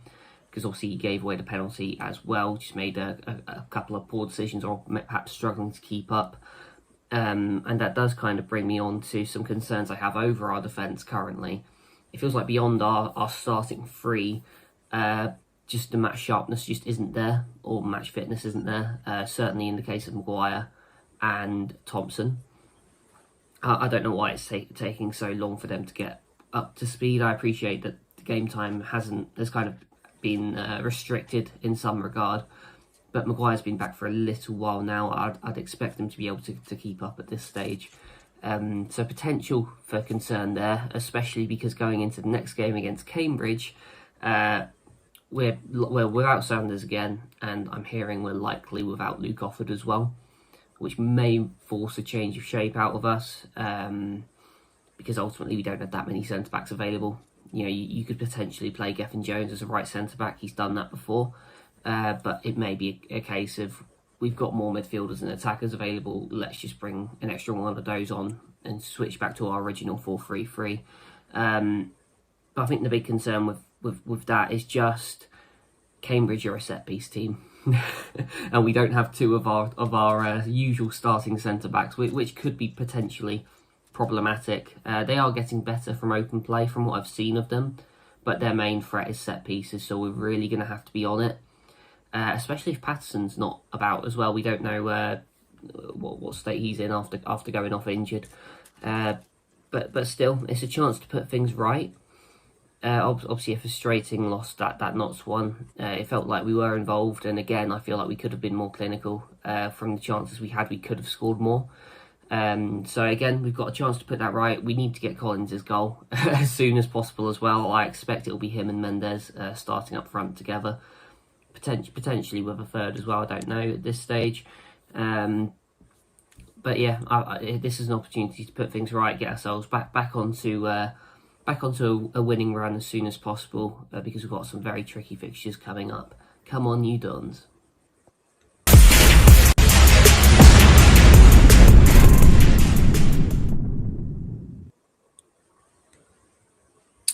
As always, he's good, isn't he? Cracking. Good, he's from, good. I like him. From Luke. Like yeah, him. really, really good. Get him back next week. I like him.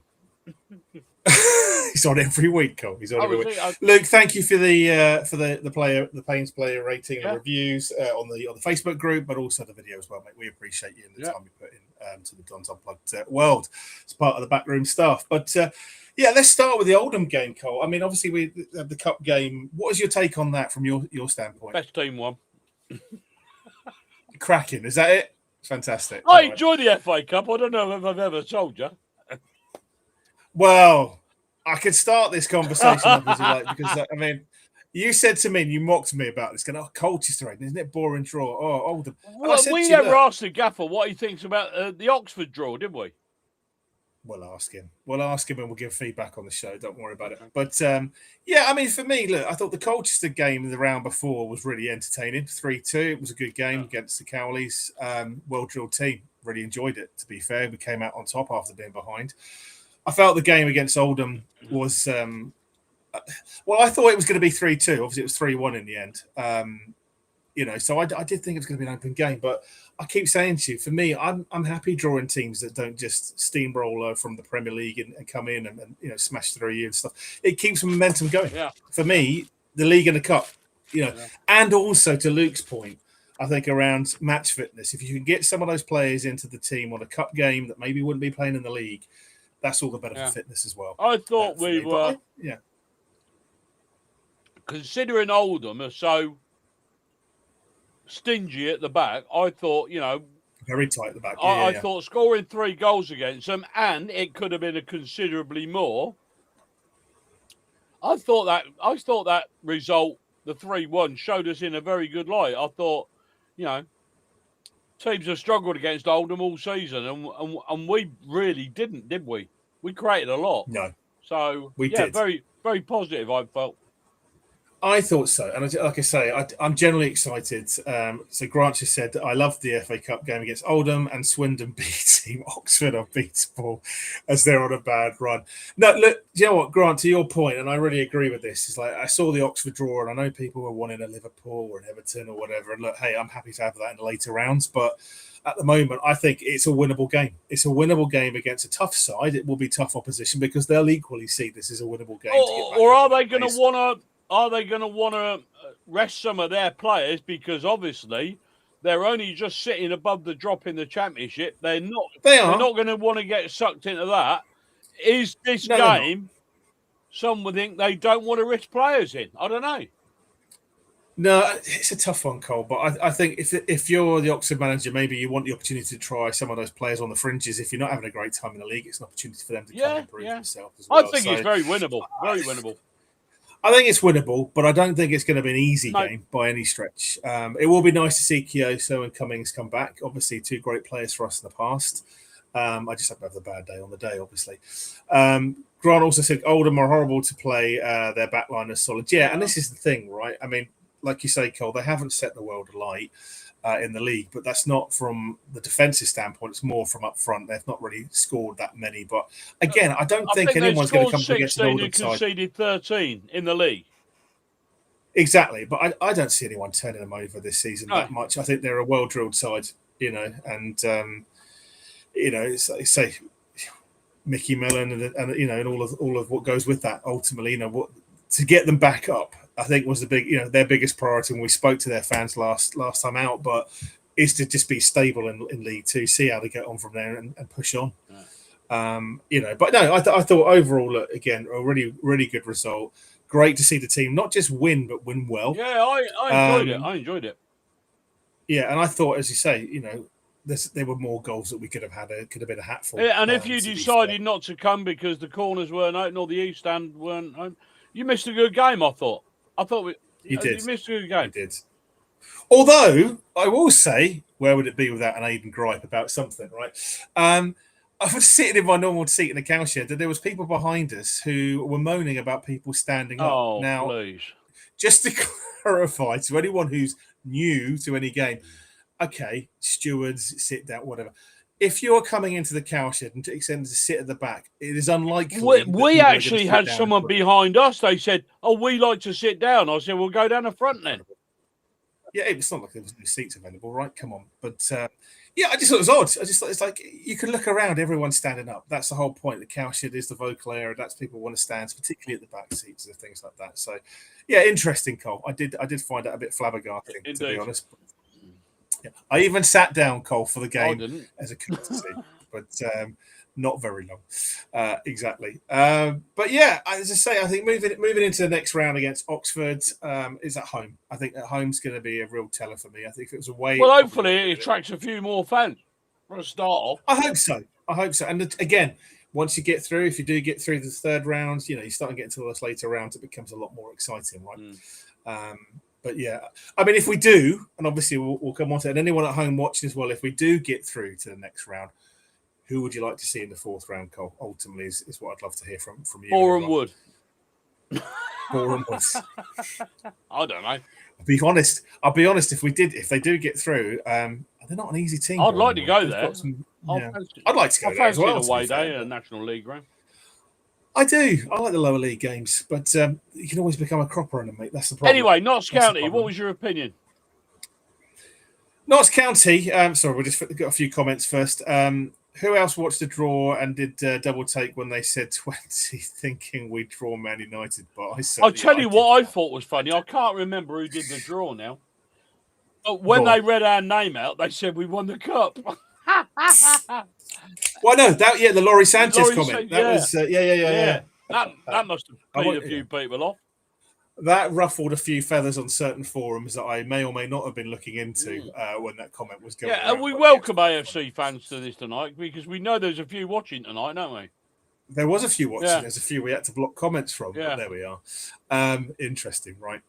Anyway, another comment, and I'll come on to the Notts game, but King says, we get the same problem at Cowshed, being asked to sit down only to read a book for the rest of the game. Well, I don't know, King, if you remember, but there was a few years ago, we caught the picture of two people playing Connect 4 down the front. Do you remember? Mate, I see everything. I see people putting bets on, people doing God knows what. I'm not. What are you doing here? What are you doing here? You wonder, right? Anyway. Or the other one when people are saying, please be quiet. It's not a tennis game. It's a football game. Well, look, I appreciate you've paid money to come, but seriously, unbelievable. Derby County away. That'd be funny. That would be an interesting one, Colin. Yeah, I think Warney might be quite up for that, especially if we won and turned them over. Craig says, with no Sanders and no Wofford, is Waller fit and with us? Yeah, he is fit and he is with us in training. I know that much, Craig. His height could be vital. Would you change formation or maybe bring in Tripp? It's a difficult one, isn't it? I mean, talking about, and we'll come on to the Notts game because I think this links in quite nicely, Craig. Luke talked about the defence and about obviously outside of the main three of Wofford, Sanders, and Ekpateta, fitness. So, I mean, we talk about Maguire. I actually think, Maguire, okay, there's a few mistakes there, but he's been relatively okay. He's not very quick, is he? Not very quick, but, he has... I mean, Dean Lewis used to give him 5 yards starting training and beat him. You know what I mean? Yeah, exactly. I like Maguire. I think he gives us something, but again, the pace... And again, I don't know whether it's because we've gone up a level with the recruitment we've done, obviously, but he's also been out for a while. You could argue that. I don't know. I think there's more to come from Maguire, but certainly a player I wouldn't want to see out of the door in January. I think he gives us something. Thompson's an interesting one because again, he only played very briefly, if you remember, before he got injured. I thought he was phenomenal when he first started from us. And then suddenly he's just gone to nowhere. So, I don't know what's going on with him. Well, be interested to find out. Paul Warren said that he was still away, didn't he? He did say he's away, but it'd be interesting to find out when he's back if he is in the gaffer's plans or if it becomes the end of the season. Yeah. This is the victim of injury because you can be in a plans injured then out the door. That's why I asked that question to Paul early on in the show. I said, he said to Toby Locke, he got no plans for doing much in January, but situations change, don't they? And 2 weeks is a very long time in football. They say a week's a long time in football, but 2 weeks is obviously doubly as long. But what? Sorry, not going to lie. I've pulled my Nintendo Switch out a few times during the last season and relegation. Yeah, hey, look, Kane, it's one of those, right? It's frustrating. It's frustrating. But do you know what? I mean, last season, you couldn't moan at the fans because it was a long slog. It was a hard yard. It was painful. It aged me horribly. It probably did everyone else. But, hey, there's nothing wrong with a Nintendo Switch. If it's what got you through, Kane, it's what got you through. But, I mean, it's night and day for me this season compared to last season. Yeah, you look at some of the players we've got. We are the quality of players that we've got to call on, obviously when they're not suspended or injured, but it's leagues apart. Leagues. Yeah, absolutely. Adams just mentioned on there. He said, "I might move Mellish. He means left wing back." Is his next comment, and playing the main at left back. So, sorry, there we go. Just to clarify. Yeah, I mean, what's your thoughts on that? It's a difficult one because I don't know. No, I Mellish should start for me. You've got to pay Ekpiteta and Maguire. You're probably going to pay Nemain on one side or the other. Possibly. And I think that's about the best you're going to get, Well, as Craig says, 10 weeks for Tomo and needs a loan to cover Kane. He's still aware. It's one of those, Craig, and I think the same as Adam. It's frustrating to get that news and obviously hear that Tomo's out. We wish him the best and hope for a speedy recovery, obviously. But if an injury like that has to come about this close to the January window is probably the best time for an awful thing like that to happen, if that makes sense, because at least you've got something, you've got the ability. Yeah, to do well, yeah, it's we haven't got that. We've got the luxury of having a few quid in our back pocket, so hopefully, yeah. Like I said, I think probably Warney from 2 weeks ago to tonight, I think he's probably having thoughts that we may need to strengthen. There you go. 10 name Evans back soon. Yeah, and do you know what, Grant? I'm actually looking forward to it. See, again, for me, Lemonhay is a player that offers us something that I think that obviously we didn't get the ability to say to Warney, but he gives us something in that midfield a bit more steely, and I think that's the thing. He does offer that steel, you're right. And we have missed that on occasions. We have, but I think that's the position. If I was Paul, I would be going into reinforces. Having a midfielder that gives us something different, like the likes of a Kasumu type player. We need a midfield. If you need to change it up, we need a midfield general. Yeah, we have been a bit light. Yeah, we've got some great players, but I think that for me is anyway. Notts County.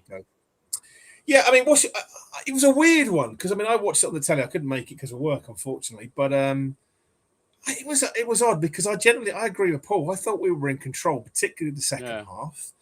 I thought the first half was about the charge of the Light Brigade from both, because obviously the goals early doors. And I've said this before, and I'll say it again. I will mention it. I don't know why we got rid of Matt Dennis. I would have rather got rid of Scott Hogan, as you well know. Yeah. But again, he's just proved his worth. Again, he's gone to Carlisle. He's gone then on to Notts County. Some people were surprised to see that. I personally wasn't.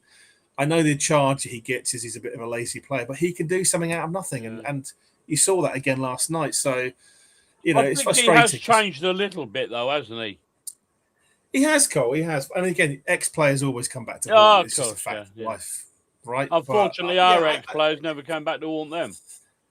No, but it's just frustrating because obviously when Warney came in, obviously there's a few players that went out the door. Again, you look at Dennis, there's others that you could talk about as well that went out, but would he have kept them if they were still with us? And I just felt in January, it's like, if you're going to loan players out, fair enough, but to cancel contracts and bin off players before the new manager has the chance to. I agree with you. I'd have probably have kept someone like Matt Dennis over Lecco. Yeah. I just think he offered something to us, and you saw that in the cup games, and and history should dictate. We've let go young lads like Brandon Thomas and Sante, and they've gone on to better things. And Matt Dennis. I just think there's a player there that will go on to do some good things, but I think the charge we had from Lindsay, anyway, the comment from Lindsay, not to us direct, but the charge that came out was that he was lazy, he was late to training. Got that from Alexander as well. We did, but it was down to the gaffer to manage that ultimately. And I'll go back to the point and to give Warney credit again. What he said at the end of the interview about you need to come back fitter players if you're not interested. Basically, I can walk out the door kind of thing. And Aaron and Main took up that charge. I think it's the way that those players are managed, and you can see that man management of Paul Warne. And I just feel like the likes of a Dennis, if it had still been here, may well have been. 100%, mate, 100%. But going back to the game, I genuinely thought at the start of that game before it kicked off, this is a tough one because it's against a promotion rival. I was a little bit concerned, obviously going away. Obviously, it wasn't one I was expecting us to walk over by any long stretch. But genuinely, I did think we were a better team. I just thought we were unlucky. And again, it's one of those where, there's going to be games where they're going to be more concerned coming to our place over Christmas than we are them coming to us. I'll guarantee that. Yeah, and I just feel like, I think a couple of weeks before we play them again, it's a great time to put it right. It's a great they got two lucky. They got 2 lucky breaks, mate, and they will be aware of that. Yeah, I mean, for me, we need to be beating the teams around us. We've got Swindon on Boxing Day as well. So it's going to be a critical time for me, I think, because if you beat Notts County at home, if you can take anything from the Swindon game, you're just cutting points away from those teams around or above you. And that's where we need to be. Indeed. I can see the home game will be a different kettle of onions, ultimately, Cole. Kettle of onions? Different kettle of onions. Yeah. There you go. Anyway, we should move on because we have been... Well, Luke's just mentioned it. Dennis just needed a manager that can motivate him. Ironically, Warren probably would have been able to. Probably would. Yeah. Wholeheartedly agree. A few other comments, and as you say, Cole, we'll move.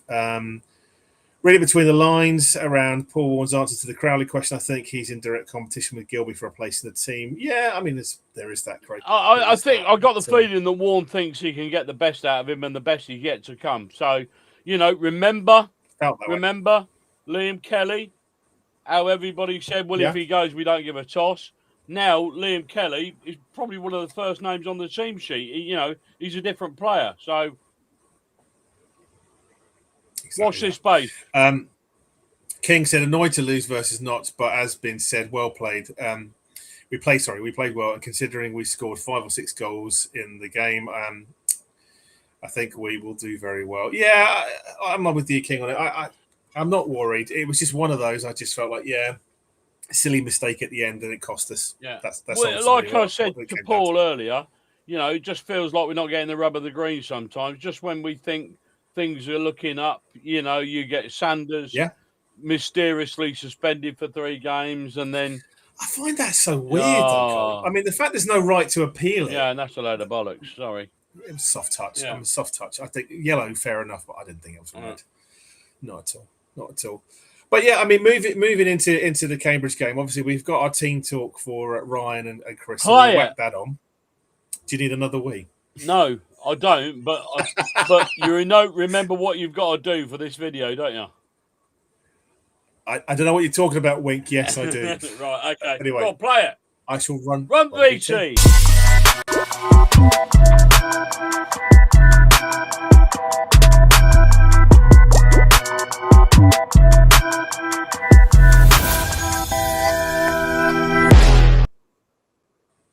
Hello everyone, welcome back to episode 4 of Team Talk with Chris and Ryan.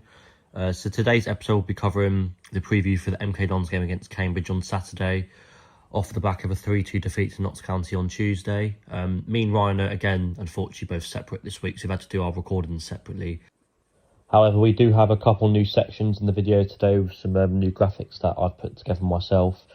So there may be a slightly different order of how we run through things today. So we'll start off by covering the Notts County game. We'll go into injury news and then team news, score predictions, and then a little new bit at the end. So yeah, see you there. Paul made several changes to the side that faced Oldham on Saturday. So McGillivray retained his place in goal with a back three of Marvek Pateta, Offord and Lawrence Maguire, wing backs of Aaron Lemaine and John Mellish, a midfield three of Liam Kelly, Kane Thompson Summers and Alex Gilby, and a front two of Nathaniel Mendes-Lang and Callum Patterson. Dan Crowley returned to the bench for the Dons as the Dons went on to lose the game 3-2 after a superb, fantastic first goal by Nathaniel Mendes-Lang and a lovely little Panenka penalty. I think overall, Dons in the game, I think they were definitely the better team. I think 2 of the goals we gave away to the opposition for the Maguire header back when Jatta scored, and then the last minute goal for County. I think they're both preventable mistakes. McGillivray isn't one to drop crosses, so I don't want to give too much criticism on that. From that game, Aaron Lemaine almost got himself sent off, and Luke Offord picked up another yellow card, which I think means he's suspended for the game on Saturday. But I'll get to that when we get to the lineup predictions.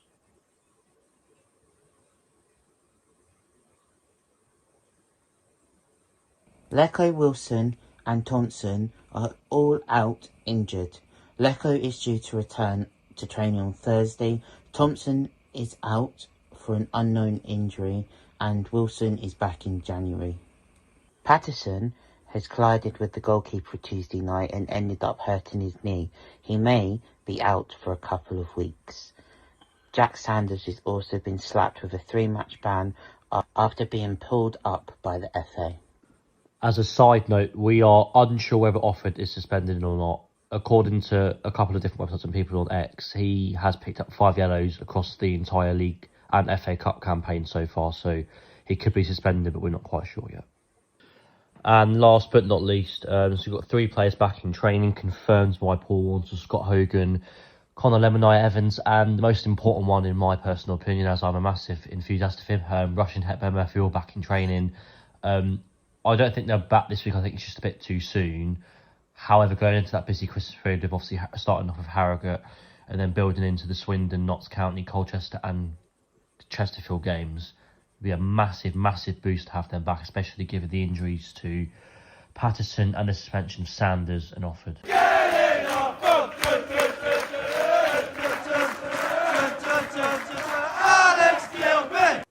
So I've gone with Craig McGillivray to retain his place in goal, Maguire and Ekpiteta for the centre-backs this week due to oftentimes both being suspended. Moving on to the full-backs, Jones and Tomlins with me at the pick of the week. Moving on to midfield, Kelly, Collar and Gilby. And then moving on to a front 3 of Mendes, Lang, Collins and the main.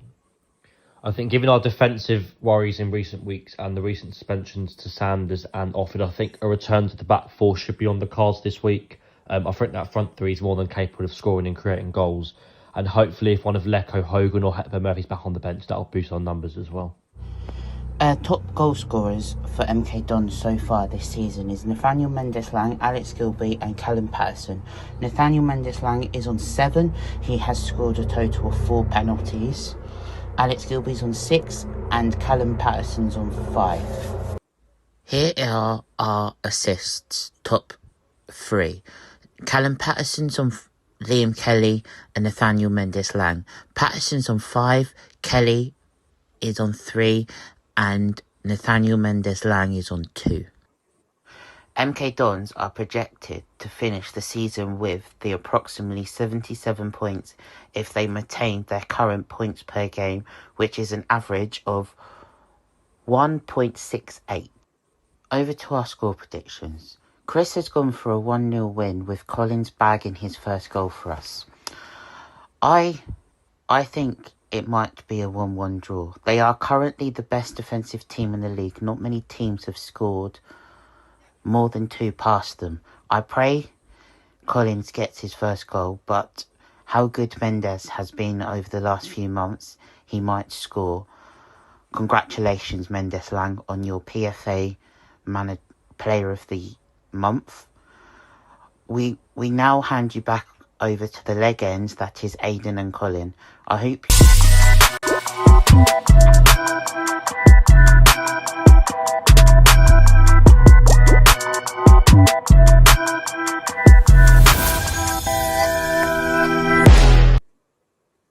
Did you edit something at the end? No idea what you're talking about, Cole. No idea. I enjoyed that. Obviously, I really enjoyed it. We now know that Tomo's out for 3 months, and they predicted Tomo's in there. So that's come out late. They predicted it, but yeah, I do wish though that Ryan wouldn't stand at Heathrow Airport when he's giving his report. What the helicopter in the background? The helicopter. Did you hear it? It was good. No, it's good. Do you know what? Well dedication, Cole. Come rain, shine, wherever you are. Well done, lads. They get well done. Report. Well really done. Appreciate it. But what do you think? What do you think of the predicted lineups and thoughts for the game? I don't think Tomo will play. Insightful, Cole. Insightful. Anyone else? Maybe first. Yeah. I'm fingers crossed. Patterson trains tomorrow, and yeah. Thanks, Luca. 2-0 predicting MK Dons. You're at home watching Luca. This now. Put your predictions up on screen, and Aidan will flash them up. I thought it was the music. Yeah, who knows, Chris? Yeah, we'll tell you later, Chris. Who knows? I'll tell you later. Anyway, great show. Thank you, Luca. Appreciate that. Thanks, Luca. Is that it? But yeah, I mean, so going into the Cambridge game, obviously we'd usually have our guest on. Obviously, yeah, where is he? So Tom had to drop because obviously he was waiting quite a while. Yeah, bless him. Obviously with the manager a bit running on, but that's fine. I mean, these things happen, so we appreciate them. Again, just thank you to Tom for trying to wait as long as he could. But yeah, I'm with Ryan on this one. I don't think this is going to be an easy game, Cole. I mean, you look at their results of late. They've had a good run overall. They've got Neil Harris as manager, so again, a manager I rate. Yeah, me as well. Yeah, manager. I liked him. Although I always had the feeling with Neil Harris, if you're not quite sure, he used to be the manager at Millwall. I think this is it twice. Yeah, I think this is his second stint at Cambridge as well. Well, he left them, if you remember, to go, and then he came back. Yeah, well, I always get the feeling with Neil Harris he's quite happy to jump ship. Yes, no, I think that might sound unfair, but no, I get your point. But to be fair, Millwall has always been one of his main clubs. First love. And when that came calling, you can't begrudge the guy. I don't. But I'm just saying, I'd have liked to have asked this to our Cambridge fan tonight. Do you think if Millwall came back in for Neil Harris would go?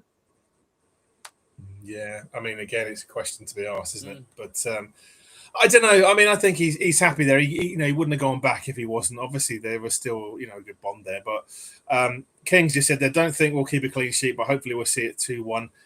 Yeah, I'm kind of with you on that. A few others are with you as well, King, on that one. We've got 2-1 from Colin as well. Yeah. He said 2-1 for Dons. Mr. Luke Payne, a.k.a. Chris Kamara of the Dons Unplugged world, if you're not tuned in of late. He said, I'm expecting Cambridge to score a set piece with Sanders offered and Patterson all missing. Yeah, I mean, it's not off the cards, Luke, and they are pretty good at the set pieces, to be honest. Lucas says, CSAT, everyone. Cambridge do have defensive best. They do. Neil Harris's quality. To be honest with you, Cambridge really. I mean, if I could just list the away thing. Now, Cambridge have only got 9 points away from home this season, and they've scored like something like 22 points at home. They've played away from home: Barrow, Salford, Notts County, Shrewsbury, Tranmere, Grimsby, Bristol Rovers, Colchester, and Swindon. I'd have expected him to get more points out of that. No, I would have. I really would. I mean, they got beat 2-0 by Shrewsbury, and we were saying at the time how bloody awful Shrewsbury were. No, exactly. But it's one of. I think it's just like we say every week, Cole. And it sounds cliche, but any team can beat anyone on their day. Yeah, we know that. We know that, But again, I can see very Cambridge. Dark in it. Oh no, there we go. There you go. Your light's back when you paid the Lecky bill. John, sorry, thanks for that. John said, apologies for Tom dropping out. He's confirmed he'll do the reverse fixture and exclusive breaking news for you. There we go. He said, I have an Oxford guest lined up that people will love in January. I think I know who you're talking about, John. Really? I'll talk to you after the show. Yeah. It's not Carl Robinson, is it?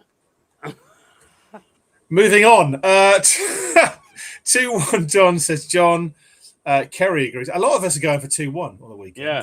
To be honest. But no, I mean, going back to your point, Cole, I think, like you say, Neil Harris, for me, he did a good job, but I think he did a good job at Gillingham, if you remember. Yeah. He always gets his sides well drilled. I mean, from the goal perspective, they've got, was it Pelly Ruddock? He used to play for Luton. If you listen to Three Counties radio on the way home, like I always do when I'm coming away from the game, Pelly Ruddock's a bit of a cult hero of Luton, but they dropped. He is. I think they let his contract. Didn't renew his contract. They let it run out. Yeah, that's right. That's right. Yeah. And then, so he's joined Cambridge. So yeah, he doesn't score many, but he does get the occasional worldie or last minute. Yeah, I mean, there's always a threat. But then you've got, is it James Brophy? Yeah, well, Warney mentioned James Brophy, didn't he, during the show? Yeah, exactly. And then you've got, is it Shane Lavery? Yeah. Lavery, that's the one. But they're all on 3 goals. So, I mean, they're all starting to sort of put a few away. I think Pelly Ruddock is the name that most people be familiar with, turning into 3 counties, as you mentioned. Yeah. And again, Luton cult hero, but hasn't really done it so far this season in League Two. But like you say, Cole, it could happen. Yeah.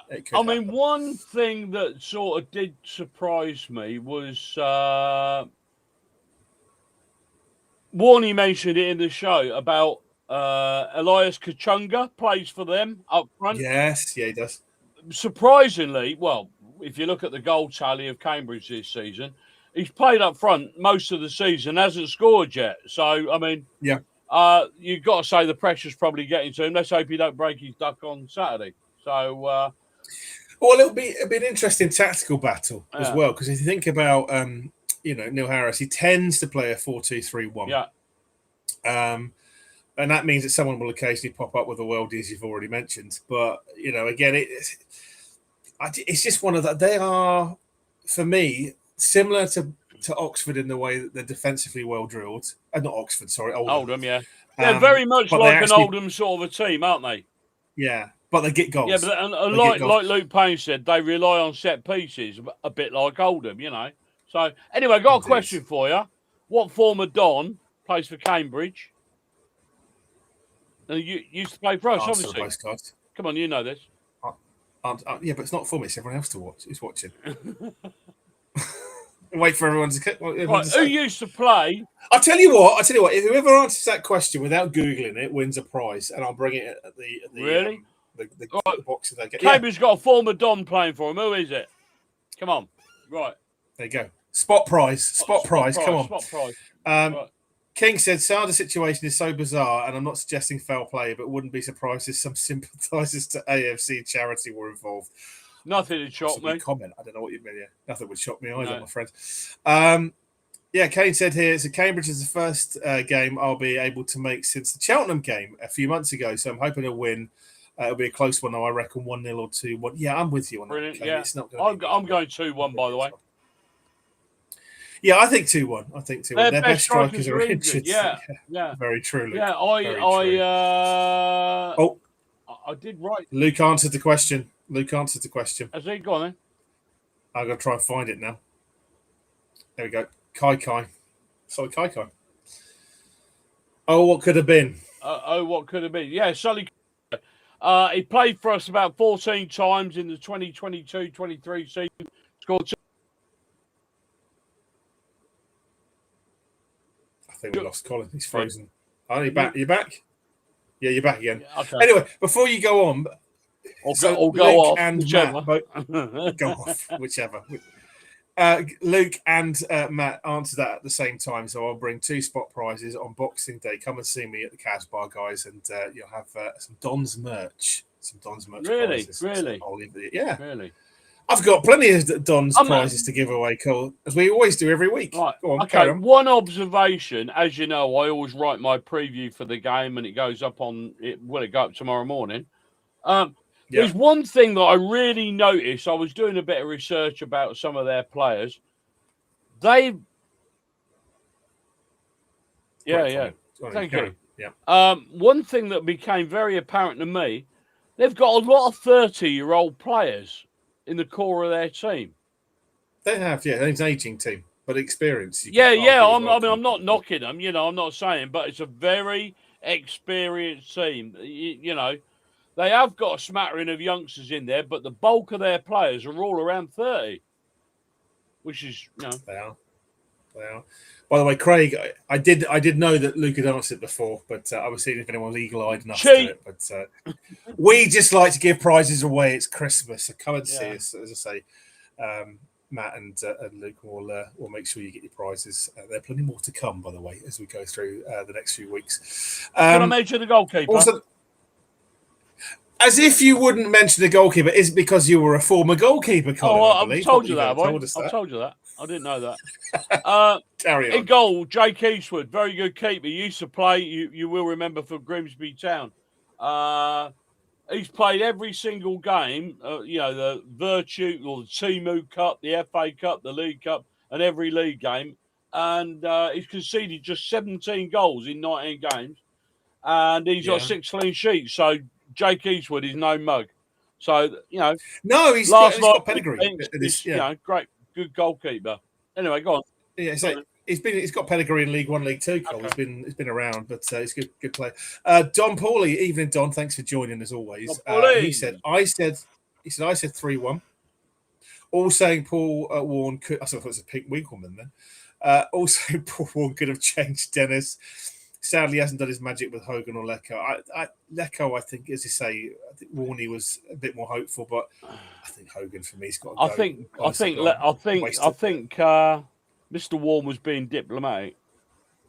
He may well have been, but for me, my thoughts. I don't have to tell everyone again. I know. But I just think Hogan is an absolute pony, and again, it's his attitude has always been awful, and that's not just me says that. There's multiple fans. I'll tell you one thing that did surprise me. Sorry, going off a bit of a tangent. That's fine. How many times we'd played Cambridge United? I thought it was going to be what? Oh, he's really stepped up his fingers. Thanks, Luke. Yeah, exactly right. I was quite surprised to see that we'd only played Cambridge 6 times over the years. Yeah, it feels a lot more than that, to be honest. It does feel a lot more. I can't believe it. We won 5 of those, by the way, and lost 1. Yeah, no pressure, Cole. No pressure. No pressure. But yeah, and ironically, Warney did say sooner or later we're going to give someone a damn good thumping. And, we've been saying that for a few weeks, haven't we? We have. But talking of Don's wins against Cambridge, shall we... Can you name the goals scorers for 18-19? Because I believe it was Cambridge United 0, Dons 1. Who scored on that one? Chuck Zaniki. Bang on. The best one. What was the highest scoring game? 6-0. 6-0. Do you remember who scored? Yeah, those? Healy 2, Agard 2, and so and Aniki. How about that? Amazing. Someone would call you an oracle, Cole. Someone would call you an oracle. Ashley Clements, rubbish. Exactly. What do we know? And thank you, Chris, for, as always, your kind comments. Chris, it's Christmas time. Give me a break. The guy gives me PTSD. He actually needs a contract taken out. He needs it taken away. The rumour, as Warney would have said, it's all rumours, but the rumour is that, again, it's come from multiple sources inside the club. We will not mention any names. But around about 6,000 a week he's on. So that's a lot of money that could be going to other players. Listen, I heard a rumour. I heard a rumour the other day. Yeah. No, it's just between me and you, yeah? Yeah, no one else is watching. Okay, all right. There's nobody watching. Okay. I heard a rumour the other day from a from a pretty good source. Right. There is nobody else listening to this, is there? Won't get out. Don't worry about it. Okay, we'll edit it out later. I've heard the stadium is going to be sponsored next year. I heard that rumour too. Oh, it weren't that good then. Now the question is, to our faithful, if you could choose any sponsor to sponsor the stadium, be creative, who would it be? The 99p store stadium. I can see it now. I have a feeling that someone will, outside the club, say that the accountancy firm Zero should call it the Zero Stadium because we've got no fans. It's probably the one. That'd go down well, wouldn't it? Yeah. But so we both heard that the stadium's going to be sponsored next season. So that'll be.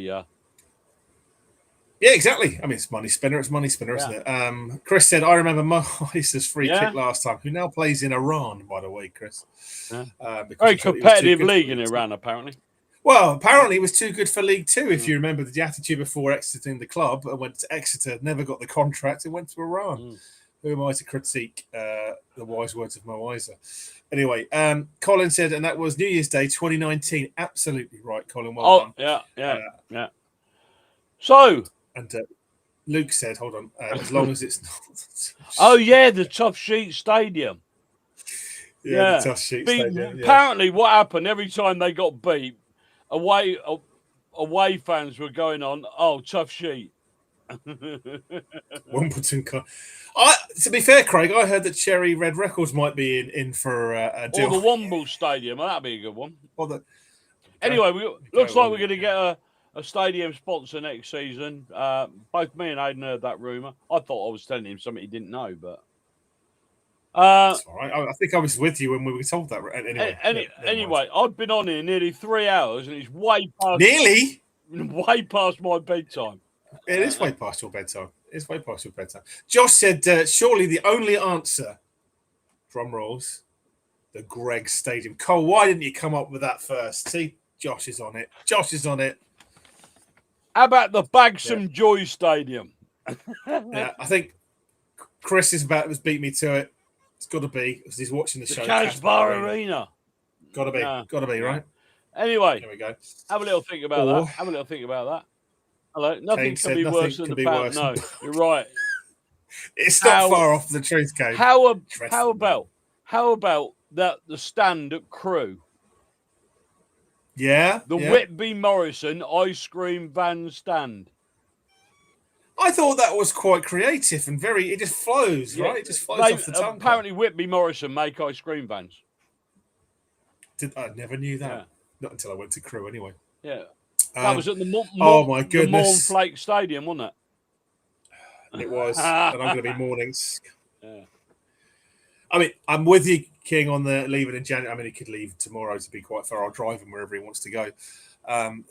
What a disappointment. And again, how about the taxi for Hogan's Stadium? Maybe we could call it the Peter Winkleman Arena, and he can fund it with some of his winnings from selling the club. You never know. Anyway, speaking of things, by the way, you might not know. I'm trying to wind the show up. What? Go on. I know. Have you noticed, Cole? I don't know if I've told you, it's only us watching, but have you noticed that the Marshall Arena is no longer? No, I noticed that, yeah. Exactly. So something's afoot there. But I think, again, someone asked me about this. I don't know. I'm just theorising here. But I think, obviously, Pete was good friends with the Marshall family. Yeah. Obviously, now that he's gone, I wonder if there's obviously going to be a price tag to sponsor. So maybe they've just dipped out. I don't know. I don't know the ins and outs of it. It's a shame. It's a shame because the Marshall family were, been a long-standing partnership. Yeah, watch this space, or probably better said, watch that space on top of the arena. Matt, I like all the names, by the way. Thanks for the commentary, guys. So surely we should get GDK to do it so we can call it Stadium GTMK. Yeah, I'm not against it, Matt. It's German doner kebab, half German. So what can I say? It's really nice food, by the way. Well, that gives you something to think about. Who potentially could be a sponsor? I hope it's exactly. I hope it's nobody crap. Honestly. Well, if it's the Poundland Arena, I'd rather just. I wouldn't be surprised either. This is pure speculation. Yeah, that's the word. I wouldn't be surprised if that don't go as well.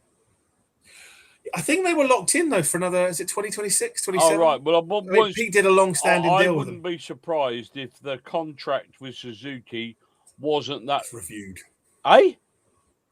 It's reviewed. Yeah, well, I just don't think it's probably as big as some people think it was. I think... Yeah, I think it commands a bigger, probably a bigger amount of money. I mean, it depends if we're in League One, League Two. Yeah, of course. Obviously, it's not a done deal yet. But I mean, look, equally like the Marshall, family, they were a long-standing, have been a long-standing supporter of us, and they fly over. They fly over from Asia to come and see us and stuff. So it's a great connection. I'd be sad to see it go personally, Cole. I think it's the fact they've been there so long, but things move on, right? Things change. But I'm sure even if they did come off the shirts at some point, there'd probably be some presence in the arena somewhere. Yeah. Absolutely. Kane just said as well, he's come up with a comment. He said it'll probably end up being the Astor Stadium giving the lift to the firm. I hope not. Yeah. No. Definitely the Marks and Spencer's arena. It's far more classier than that, right? There we go. But no, it'd be interesting. But like I say, we'll just see. But if it generates money, brings money into the club, helps us, sustainability and everything else. Why not? Yeah. Why not? But yeah, I mean, say Cole, I don't know if there's too much else to cover off. We went through quite a lot tonight. Quite a lot. And again, I know it's past your beds. I'm exhausted. I'm getting on, Are you? I'm not a young boy anymore. 21 plus fat. That's the one, mate. Just to let people know, if there is anybody still watching, if you're... Plenty watching. Plenty still watching. On multiple channels. On multiple channels, right. We're back next week. Next Wednesday. 7:45. We're back to our original day. Normal slot. 7:45 on Wednesday. Don't forget, we could only do tonight because that was all. You heard Paul earlier. He's too busy walking his dog and Christmas shopping on Wednesday. So he is. So he's decided to come back and the Flat Pack Arena. I like it. Arena. Yeah, brilliant. All right, never mind. I'm sorry. I was thinking of a few myself, but like I say, we'll be back next Wednesday the 17th, 7:45 kickoff, which is our usual time slot. If you can't make it, you can watch and subscribe. You watch it on BBC iPlayer, can't you? It'd be nice, wouldn't it? We'll get there. You watch it back on YouTube. You can watch it back on YouTube. I say in any of the previous shows, if you want to watch previous fans and discussions, there's always stuff on there. So Danny Carroll's put a comment which I can't put up, Danny, because of the swear word. But he said, "Can we have a whip? Can we have a whip and call it the F off Wimbledon Stadium?" I'm saying nothing, Danny. We could call it the New Plough Lane, couldn't we? We could call it New Plough Lane. Yeah. New Plough Lane. There we go. Yeah. New Plough Lane. Okay. Or the exactly. But no, as I say, back 7:45 next week. We do have guests galore. We'll be talking obviously all things a review of Cambridge, obviously previewing our next game, which I believe is Harrogate. And obviously talking to a Harrogate fan as well. We'll also let you know of our Christmas schedule, obviously, because yeah, we've already mentioned it, but just to remind anyone, we're going to be tonight, reminding everybody. Are you going to do it now? Yeah, I do it now. We can do it next week as well. But we'll be on Tuesday, the Christmas week, so the 23rd. Obviously, because Christmas Eve. No one wants to be watching the show at before Christmas Day. Probably too many things going on. We will also be back on the Tuesday, the following, the 30th, before New Year's Eve at 7:45, and then back to our normal slot come January. But obviously, we'll fire it out. We'll put it on social so everyone can see. Matt has come up with one as well before we finish up. I like it, Matt. He said the Lewington and Winkelman Stadium to upset AFC. I still think they should call the away end the Peter Winkelman. No, the Peter Winkelman stand. Okay. Because it would just wind everyone up, right? Kane says surely the Go MK Arena. And Danny said Soccer Saturday will be great. There's been a goal at the fuck off. I thought you Danny said never changed. I know, but I just realised it's past 9 o'clock. We're fine. Okay. And good old Ollie says, "I'm sure your Christmas schedule is better than the BBC's." That's for sure. Who am I to comment, Ollie? Anyway, next week we'll be back, as I say, Wednesday, 7:45, live from Wellingborough and from Mönchengladbach, because I'll be in Germany. So I will give you a rundown of the the New Year one. There's a chance I'm going to be in Norfolk. So a chance, Cole, at your secret location that we all know secret about. Location in Norfolk. Yeah, okay. We'll say nothing. Well, we'll deal with that when we get to it. Anyway, we'll do. Right. There's only one thing before we get to the one thing. Thank you so much to everyone who took the time to comment tonight. We apologise that we couldn't get through to every comment. We're grateful for, and you. You didn't get a chance to comment. I know, right? But no, we appreciate it. As we say about Don's Unplugged, we're both fans. We do this for the fun of it. We have the mantra for the fans, by the fans, with the fans. Don's Unplugged. We don't take ourselves too seriously. We enjoy what we do, and we do it for you. So this show wouldn't be the show it is without you, the fans, watching and the engagement. We really hope you've enjoyed tonight. I mean, it hadn't got a lot to beat, but I thought that was about the best show we've done. Thanks, Cole. I appreciate that. I thought we did. We've done all right. We had a few. You. Well done to you, mate, as well. No, likewise. Thank you. And again, brilliant. Thank you to everyone who's watched. For those newbies who've joined as well. And again, thank you for your comments. Hopefully you've enjoyed the show. Hopefully we'll see you again in the coming weeks where you can engage with the away fans, the away reviews, and also our other guests that will be coming in January as well. But I've enjoyed it immensely. I know you've enjoyed it immensely. We enjoy doing this every week, which I think then leads you on to your last comment, Cole, from memory. Yeah, okay. Well, I don't think there's much else to say, but say good night, Aidan. Good night, Aidan. Bye, Aidan.